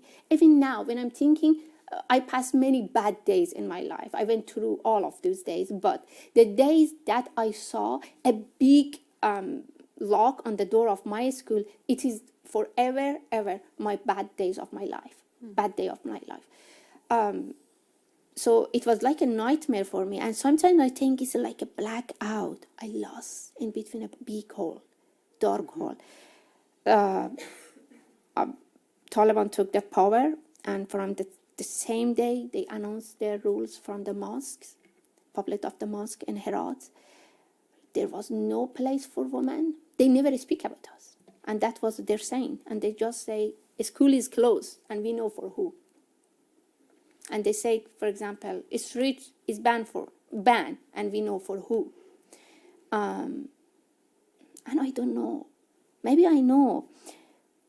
We start to obey them from the first days. They didn't have mercy on people. And when I'm saying maybe I know, because we just came out from the civil war, from the poverty, from those tiring days, and nobody wanted to go through a new war. We didn't have that, strength. We didn't have that potential to do it, to continue war. So men and women accepted, and we stayed for 5 years in house. But every day, and especially night, every night at the 9 p.m., we gathered around all family, men and women, gathered from around my grandfather old radio, and listened to the BBC. And we just waiting to BBC say, the school will be open from tomorrow for girls of Afghanistan. And it never happened. Because of that, I hate BBC. They never brought us good news. But they always say, 5 men were killed in the north of Afghanistan. 10 men were killed in the south of Afghanistan. And they never say anything about women also. It wasn't about the Taliban who banned us. It was like the world forgot us. We didn't have any connection, any way to connect with the world. We didn't have internet. I just saw a computer when I was 19. And I started to type my first book with computer when I was 22. So at 13, I didn't know even what the computer is. I don't know where internet explored in the world. So we didn't have any way to communicate with you. And maybe you have some way, but you didn't. Mm. It's very shocking, but also impressing to listen to you, and the same experience you will have when you read the book.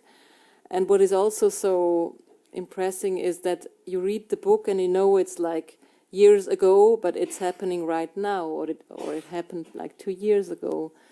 So what would you say, the experiences you made as a girl in Afghanistan back then and the experiences girls make today in Afghanistan, is it the same or is it different? Or in the Taliban what is it the same. The Taliban is the same, but the women in Afghanistan are not the same. We really changed. Look at me. Even physically, I was 14 when the Taliban took Afghanistan, but now I'm 40. Look at the change. I was like a chicken, and I really scared from the Taliban. Now, I'm brave. Yeah, I came out of Afghanistan because I didn't come out of Afghanistan because of fear. I lost my best days of my life when I was 14. And at the 40, what I wanted to lose. I came out of Afghanistan because the first time when I was a failure as the definition of the society, I came out of Afghanistan and I worked for 3-4 years in the United States. And I wanted to come out for myself. I wanted to say it. I wanted to keep my name. And maybe when you read the book, you will understand what I'm saying. How it means I came out to keep my name as Humaira, not as a first wife.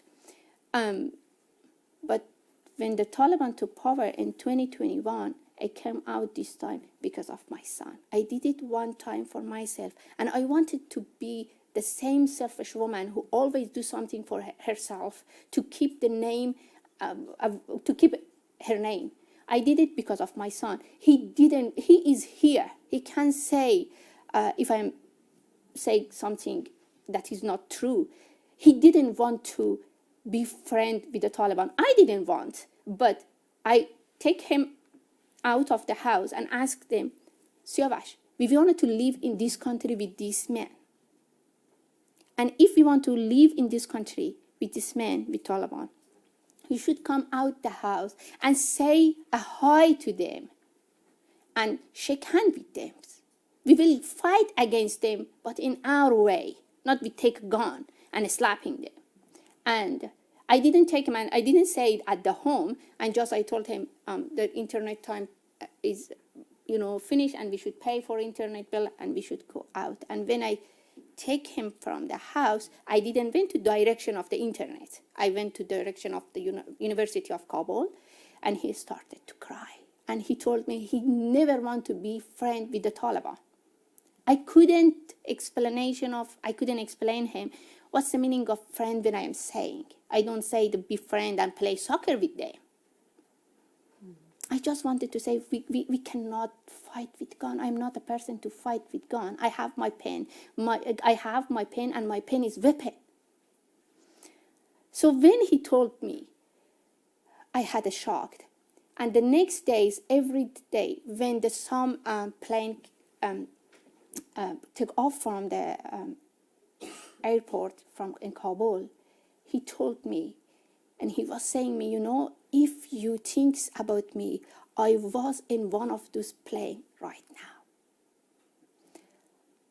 And society and culture and law, and his father told him one time that your mother left you because he wanted to keep her name. And I didn't want to hack, I didn't want to stay in his mind as a mother, as a woman who always think about his career, about her career, about her, fight. So I came out of Afghanistan. But can you please repeat your question? It's all fine. And still I am under the impact of all these days. Yeah. The Taliban took power.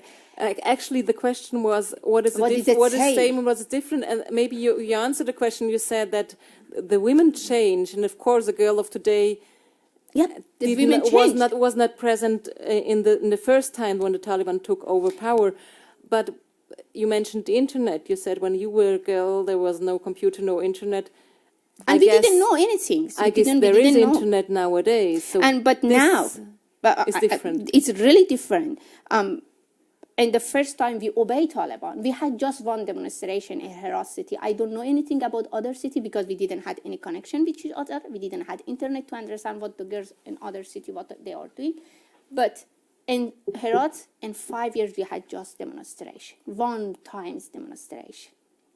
This time, woman doesn't accept the rule. Woman came to the street. If the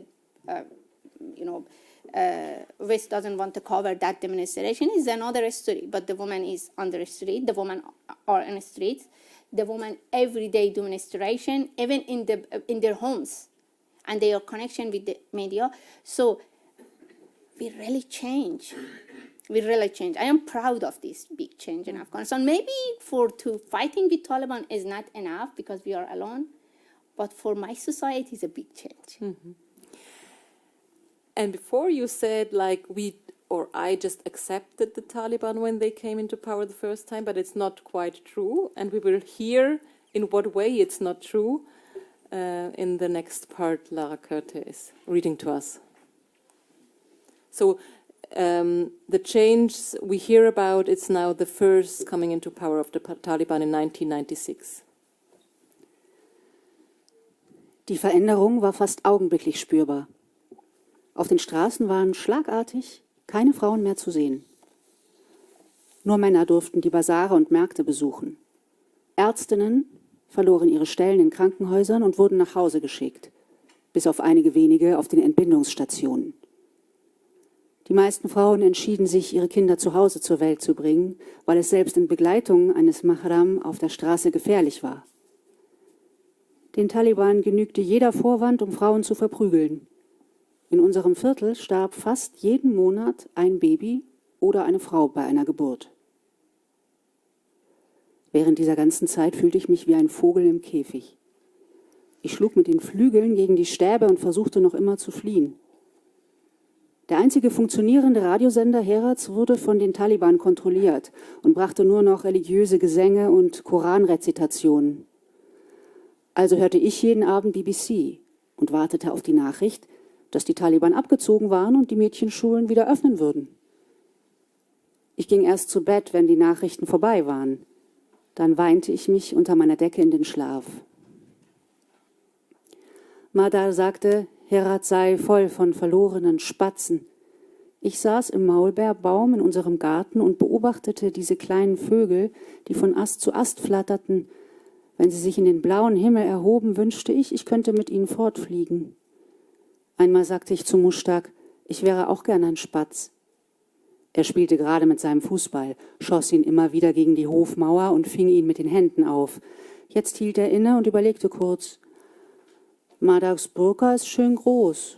Du könntest sie anziehen, den Saum nehmen, mit den Armen schlagen wie ein Vogel und wegfliegen. Ich schnappte mir den Fußball und warf ihn auf Mushtaq. Er schrie auf und rannte mir nach. Madar ging dazwischen. Du sollst dich nie mit Jungen streiten. Ich setzte mich auf die Terrasse und weinte mir die Augen aus. Die Taliban werden in Herat bleiben. Es spricht nichts dafür, dass sie wieder gehen. Für die Mädchen in Herat besteht keine Hoffnung mehr. Madar nahm weiter im Hof Wäsche von der Leine und sagte, wenn man aus Tränen etwas bauen könnte, hätte ich eine ganze Stadt gebaut. Warum stehst du nicht lieber auf, statt zu weinen, Homera, und tust etwas? Madar, was kann ich denn tun? Soll ich losziehen und gegen die Taliban kämpfen? Nein, ob Taliban oder nicht, das macht keinen Unterschied. Wir können nicht gegen diese Männer kämpfen. Du musst gegen deine Einstellung ankämpfen. Und was ist mit dir? Ich höre dich jede Nacht weinen, weil ich nicht gelernt habe, gegen meine Einstellung anzukämpfen, gegen meine Verzweiflung. Madar sah mich an und erinnerte mich an die Verantwortung, die ich trug. Willst du von mir nur Tränen erben? Du kannst mehr, Homera. Am nächsten Tag, als Madar den Hof fegte, schlug sie vor, ich solle aus unserer Küche ein Klassenzimmer machen. Damit bringst du die Tage leichter herum und es wäre auch für die Mädchen in der Nachbarschaft gut. Ohne unsere Hilfe wachsen sie als Analphabetinnen auf. Viele haben schon ihren 8. Geburtstag hinter sich. Sie hätten letztes Jahr in die Schule kommen sollen. Jedes Mädchen sollte wenigstens seinen eigenen Namen schreiben können. Ich sagte, aber ich bin keine Lehrerin. Lächelnd strich Madar mir durch die Haare. Bist du nicht. Du bist nur ein Mädchen aus der Nachbarschaft. Aber du kannst Lehrerin werden. Als Orga von unserem Plan erfuhr, sagte er, wir müssten sehr vorsichtig sein, weil es gefährlich sei, sich den Taliban zu widersetzen. Babajan war strikt gegen die Idee. Mit seinem Stock lief er im Hof auf und ab. Wenn die Taliban herausfinden, wird es für die ganze Nachbarschaft schlimm, aber besonders für Homera. Sie werden sie gnadenlos auspeitschen. Wollt ihr das? Wollt ihr sehen, wie eure Tochter in der Öffentlichkeit ausgepeitscht wird? Glaubt mir, wenn die Taliban 10 Mädchen aus diesem Haus kommen sehen, werden sie nicht daneben stehen und untätig bleiben. Er wedelte mit seinem Stock. Wir haben die Russen überlebt und auch den Bürgerkrieg. Ich werde nicht zulassen, dass wir von den Peitschen der Taliban entehrt werden. Madar erklärte, wenn ich die Mädchen der Nachbarschaft bei uns unterrichtete, würde es meine Einsamkeit lindern. Ich könnte mit meinen Freundinnen in Kontakt bleiben. Außerdem sollten die Mädchen nicht aufwachsen, ohne lesen und schreiben zu lernen.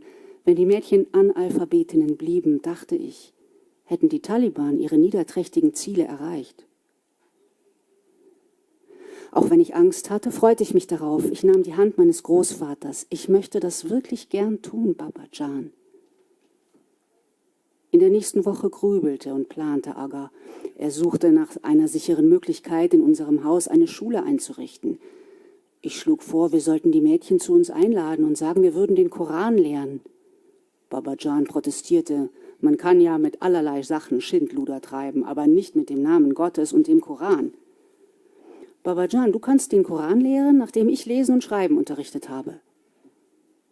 Babajan kratzte sich am Bart, schließlich zeigte er mit dem Finger auf mich. Du redest mit mir, als wäre ich dagegen, dass Mädchen etwas lernen. Das bin ich nicht. Ich bin nur pragmatisch. Dann wurde er ein wenig sanfter. Wir müssen sehr vorsichtig sein, sonst bringen diese Leute uns um.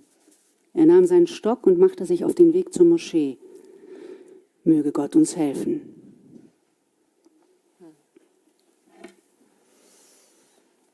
Yeah, this is the beginning. Actually, it was your mother who had the idea that you could be a teacher. With 13 years you were at that time.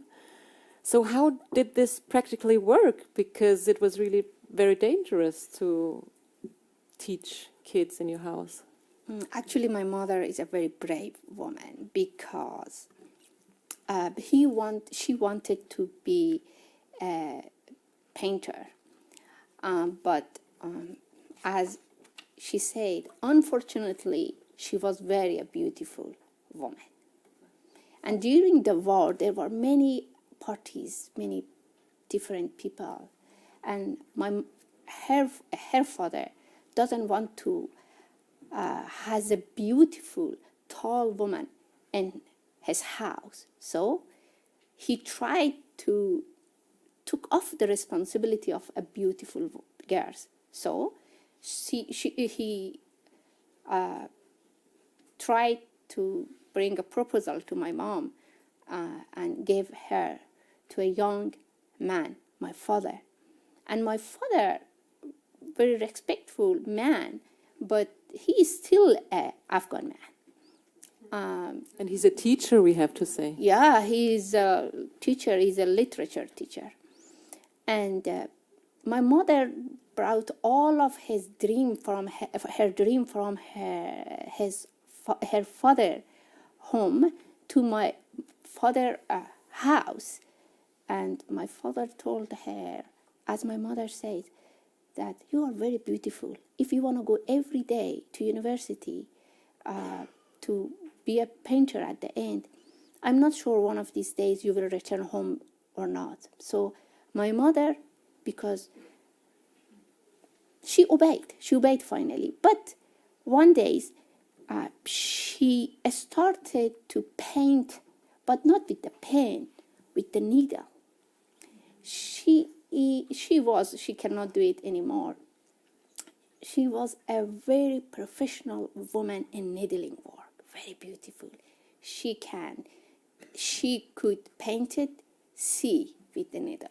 She could paint it big flower with the needle. And I'm very proud of her because she's her idea and her dreams. So it was her idea to let you teach? Finally. And how did you manage then? I mean, you had to protect yourself, you had to protect the girls you taught. You know, in Afghanistan, it's normal to have some homeschooling, but not for study, for Quran Sharif, for our holy book. And my mother told me that use these traditions and bring all of those girls and also boys to house and teach them. It was her idea because she knew that we should be brave in that country. Not brave to cross all of the red flag, but enough to be a little happy. And she thought that maybe with homeschooling, I will find myself, because I was lost and upset and fighting with my brothers every day because he could go to school and I couldn't. So she gave me her beautiful kitchen. Usually in Afghanistan, the most big room for women is their kitchen because they lived in their kitchen. They laugh in their kitchen. They cry in their kitchen. They speak in their kitchen. They gossip in their kitchen. So they want to have that the best place of the home. And my mom gave me her kitchen, and I make it. I turn it to a class, and every day. At the first, I started with one shift teaching, and it's turned to 3 shifts during the days. And in every classes, every shift, I had more than 50 and 60 boys and girls, naughty girls, and I was very young. Also, during the break time, we hide and seek together. I wasn't a real teacher, but I found a lot of playmates, and like I excuse the other women also use it that their girls in her house, they came and speak with my mother. So there was a good time in my life. And it gave you hope in a time when you were a lot without any activity at home. Yes. And I remember if a Taliban came, you would say, we're just teaching the Quran, right? I had some naughty students and a naughty brother. Still I have my brother. When we went through a fight together, he always treated me that I will go and I will say to Taliban, you have a school in the home. And I have a naughty student. Still I have it. We chat together. He is a boy. And when he never brought his homework to the class, and I asked him, Faisal, why didn't work on homework? And he took his shoes, ran to the horse and said, teacher, if you wanted to punish me, I will go and will tell to the Taliban. Even my students. So I wanted to say it was full of hope, full of good time, and all of this happened just because of the family. I had a big support. Maybe people will wonder why you taught also boys, because the Taliban did not close the boys' schools. Yes. But this was because of the refugees, No, right? no. It wasn't just because of that. The story of refugees is totally different.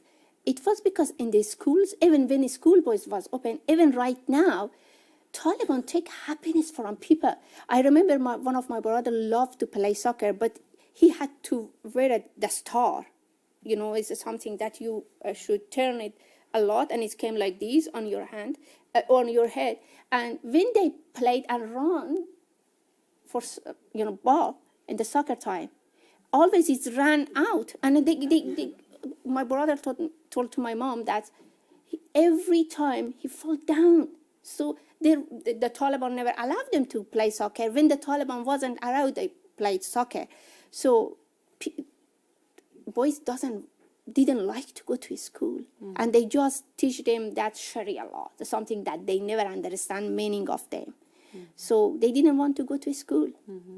The whole education changed. Yeah, also. everything. And they banned, the Taliban banned non-religious books. This is also very impressive scene in your book. And they are doing the same now. Yeah. They are doing the same now. They have. So what did your family do with the books then? Because you had your father a teacher, your mother also interested in education. You had a lot of Russian novels at home, Persian novels. What did you do with the books? It is very interesting. I remember that my father fought with the Russian people, but at the same time he read their literature. And I asked him, Father, why you are reading their books, but at the same time you are going and kill their soldiers? And my father told me, Humaira, the word of literature is really different than the word of the war. So keep this distance.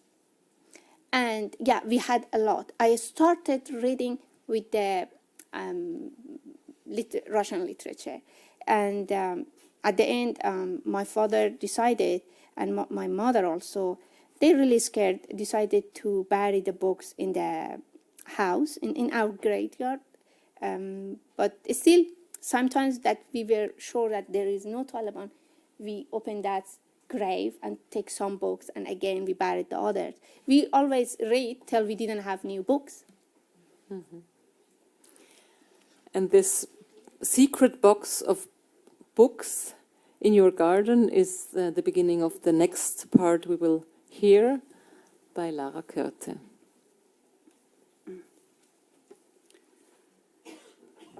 Fast jeden Abend versammelten Aga, Mushtaq, Sarah und ich uns um die einzige Lampe im Haus und lasen in ihrem rauchigen, flackernden Licht. Aga ermutigte mich, Romane zu lesen. Romane zu lesen fördert deine Vorstellungskraft, Humaira. Du lernst mehr Menschen kennen und bekommst Einblicke in viele unterschiedliche Leben. Aga hatte recht. Nachdem ich mehrere russische Romane gelesen hatte, wurde mir klar, dass die roten Ameisen nicht nur in grünen Panzern fuhren und ihre hohen Stiefel nur für den Krieg angezogen. Sie tanzten auch Hand in Hand mit ihren Geliebten in wunderschönen großen Ballsälen. In so vielen Nächten wünschte ich mir, ich könnte mich in diesem Loch im Garten verstecken und jemand würde mich mit den Büchern lebendig begraben. Ich erzählte Marda davon.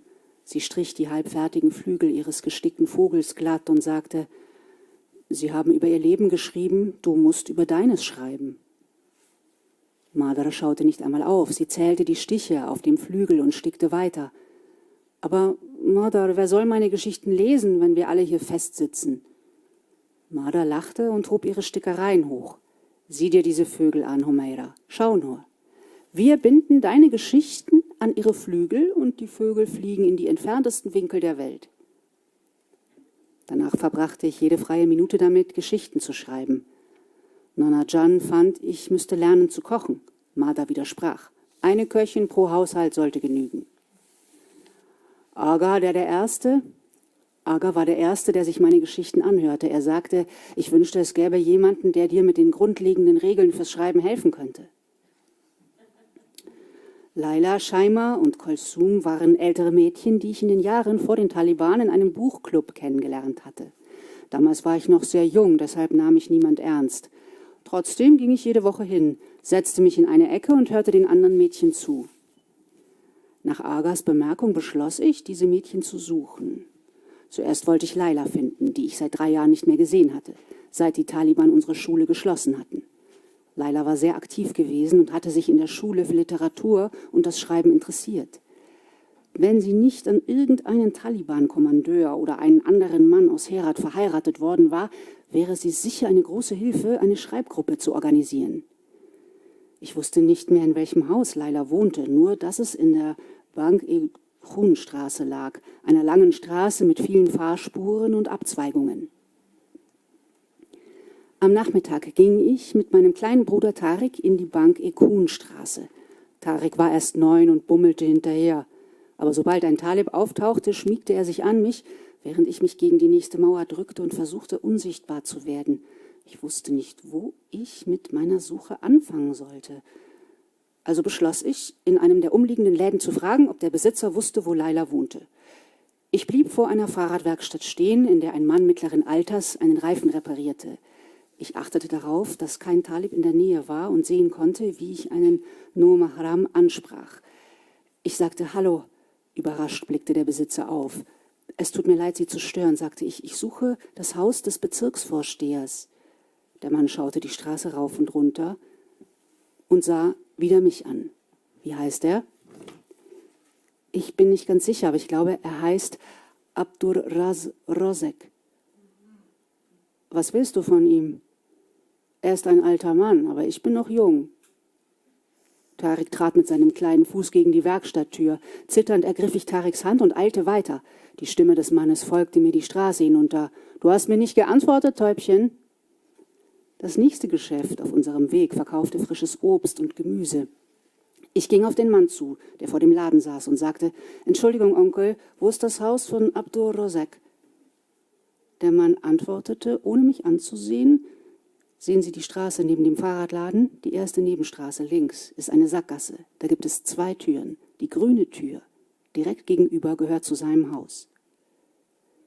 Ich passierte unauffällig den Fahrradladen und betrat die Nebenstraße. Da, eine grüne Tür am Ende der Gasse. Es war ein heißer Tag. Als ich die Tür erreichte, schwitzte ich schon unter meiner Burka. Aus dem Innenhof kamen Geräusche. Ich klopfte leise. Tarik sagte, Humaira, ich kann da drin Männer reden hören. Keine Angst, jedes Mädchen hat einen Bruder und einen Vater, genau wie ich. Ein freundlich wirkender alter Mann mit weißem Bart öffnete die Tür. Ich trat einen Schritt zurück und sagte, Salam, ich würde gern mit Laila sprechen, wenn sie da ist. Der Mann musterte mich von oben bis unten. Lernst du bei ihr nähen? Nein, Onkel. Bleib nicht auf der Straße stehen, Kind. Komm in den Innenhof, hinter den Vorhang, wo dich niemand sehen kann. Als wir hineingingen, dachte ich, Gott sei Dank, Laila ist noch nicht verheiratet worden.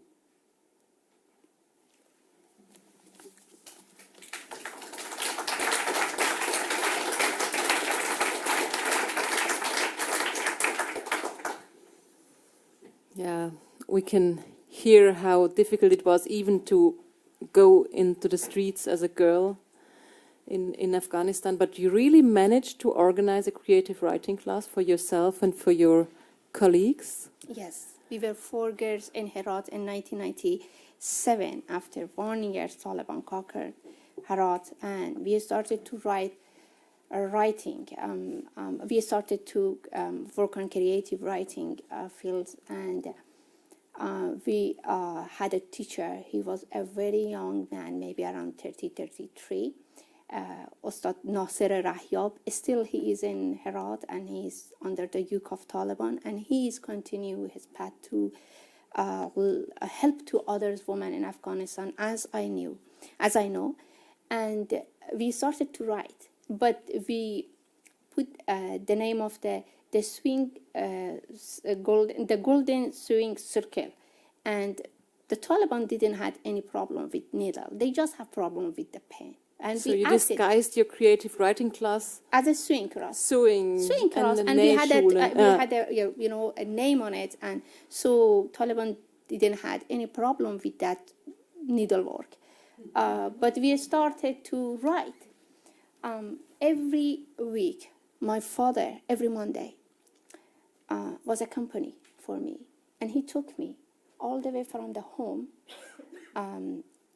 to the house of Layla house, and he was behind the door for sometimes 2 hours, sometimes 3 hours, and sometimes I wanted to have a tea with them also, a small party tea, and my father was sitting behind the door because he knew what's maybe happening between the ways.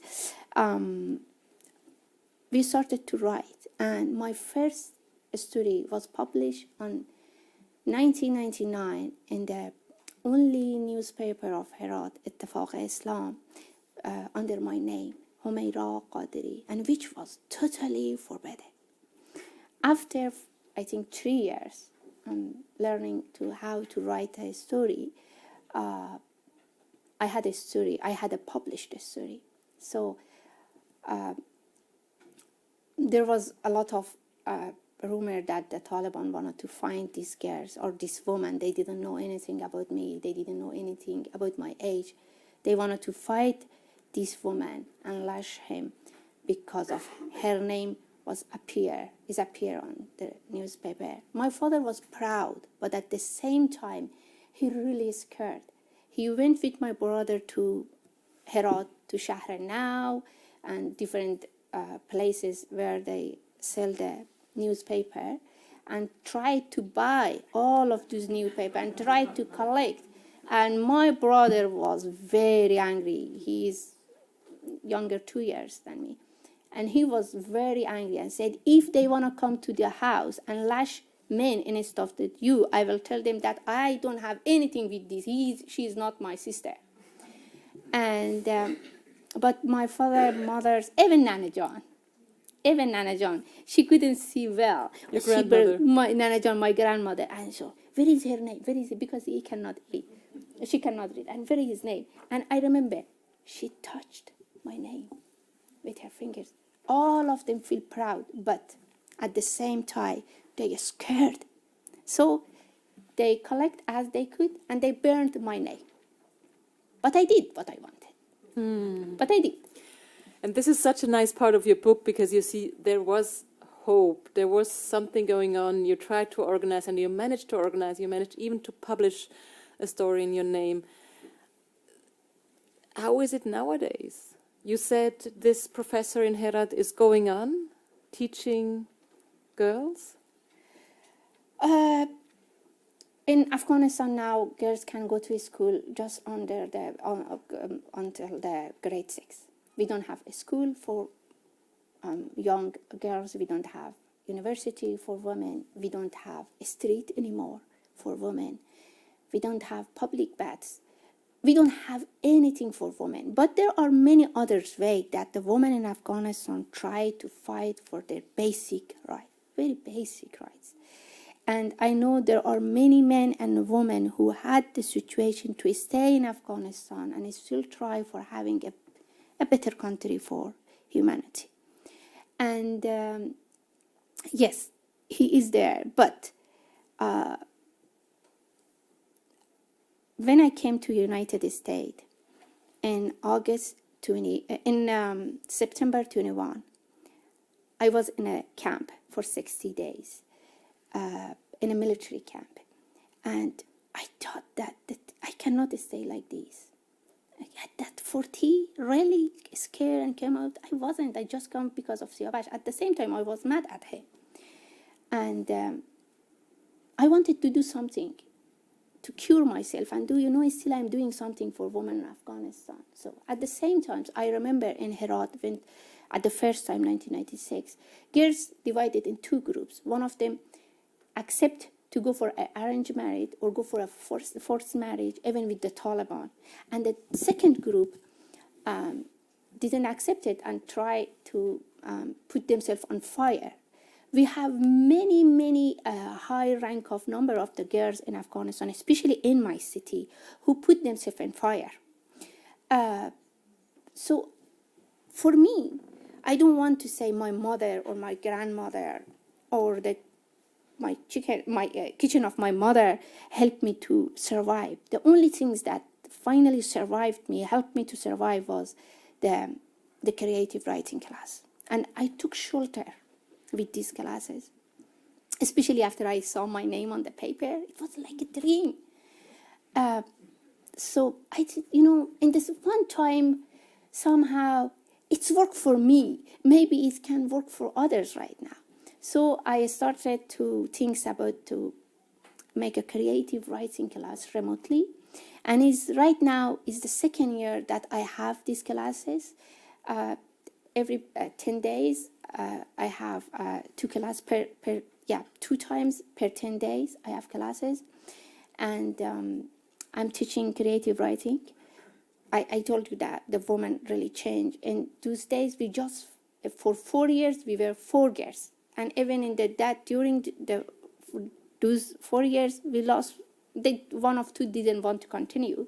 But now, every time that announced, for example, my new classes will be started at this time, and we need more students, more than 2,000 women, and girls, and boys, and men wanted to write to comment. They are on my Facebook, you can see. All of them wanted to be a writer. At the beginning, I told you that I don't want to say I am a founder of this organization, I am founder of that organization. I did everything for myself.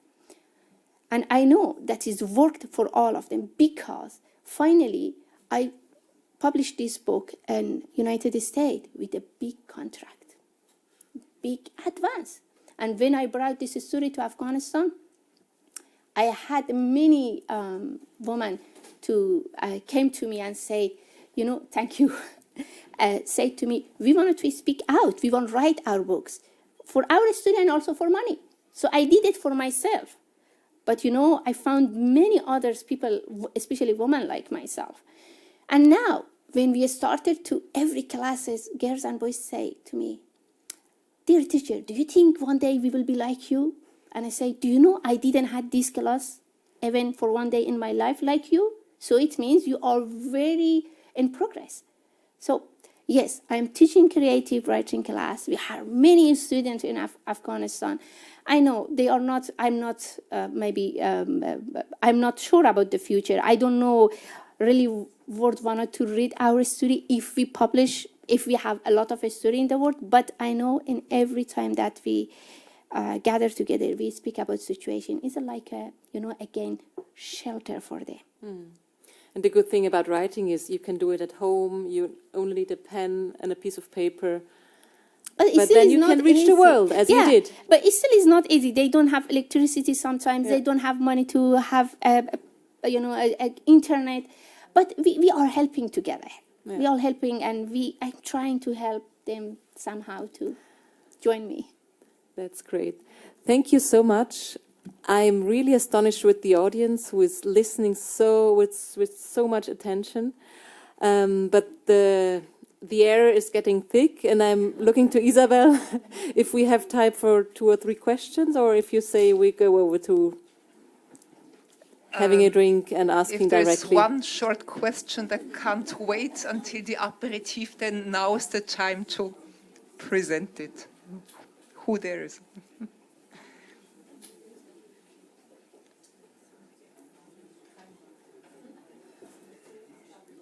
But that's okay. One very short question before the aperitif. Thank you. Is the internet not controlled now in Afghanistan? Do you think Taliban educated like that? Yes, I think they might. No, they cannot. They came to search my house, and Siavash has what the name of that? Binoculars, and it's just for playing, but it's a little similar to a real binoculars. And they took it and said, if she was a writer, why she has a binocular, a army binocular? Because the design of it, that is like this. He really liked that kind of army stuff, like all other boys in Afghanistan. They cannot recognize that is a toy, that is not real. How they can control the internet? If they understand all of this, I will return to Afghanistan tomorrow. Thank you so much, Humaira Qaderi. Thank you, Lara Kerte.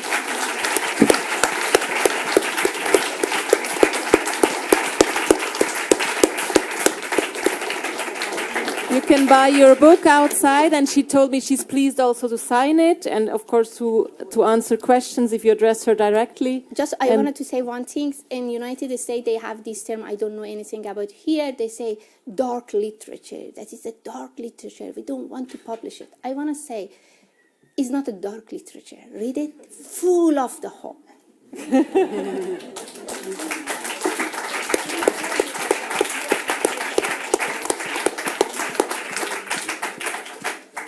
Thank you very much. There is nothing left to add besides that here's the book table and here's the water and the wine. So be our guests.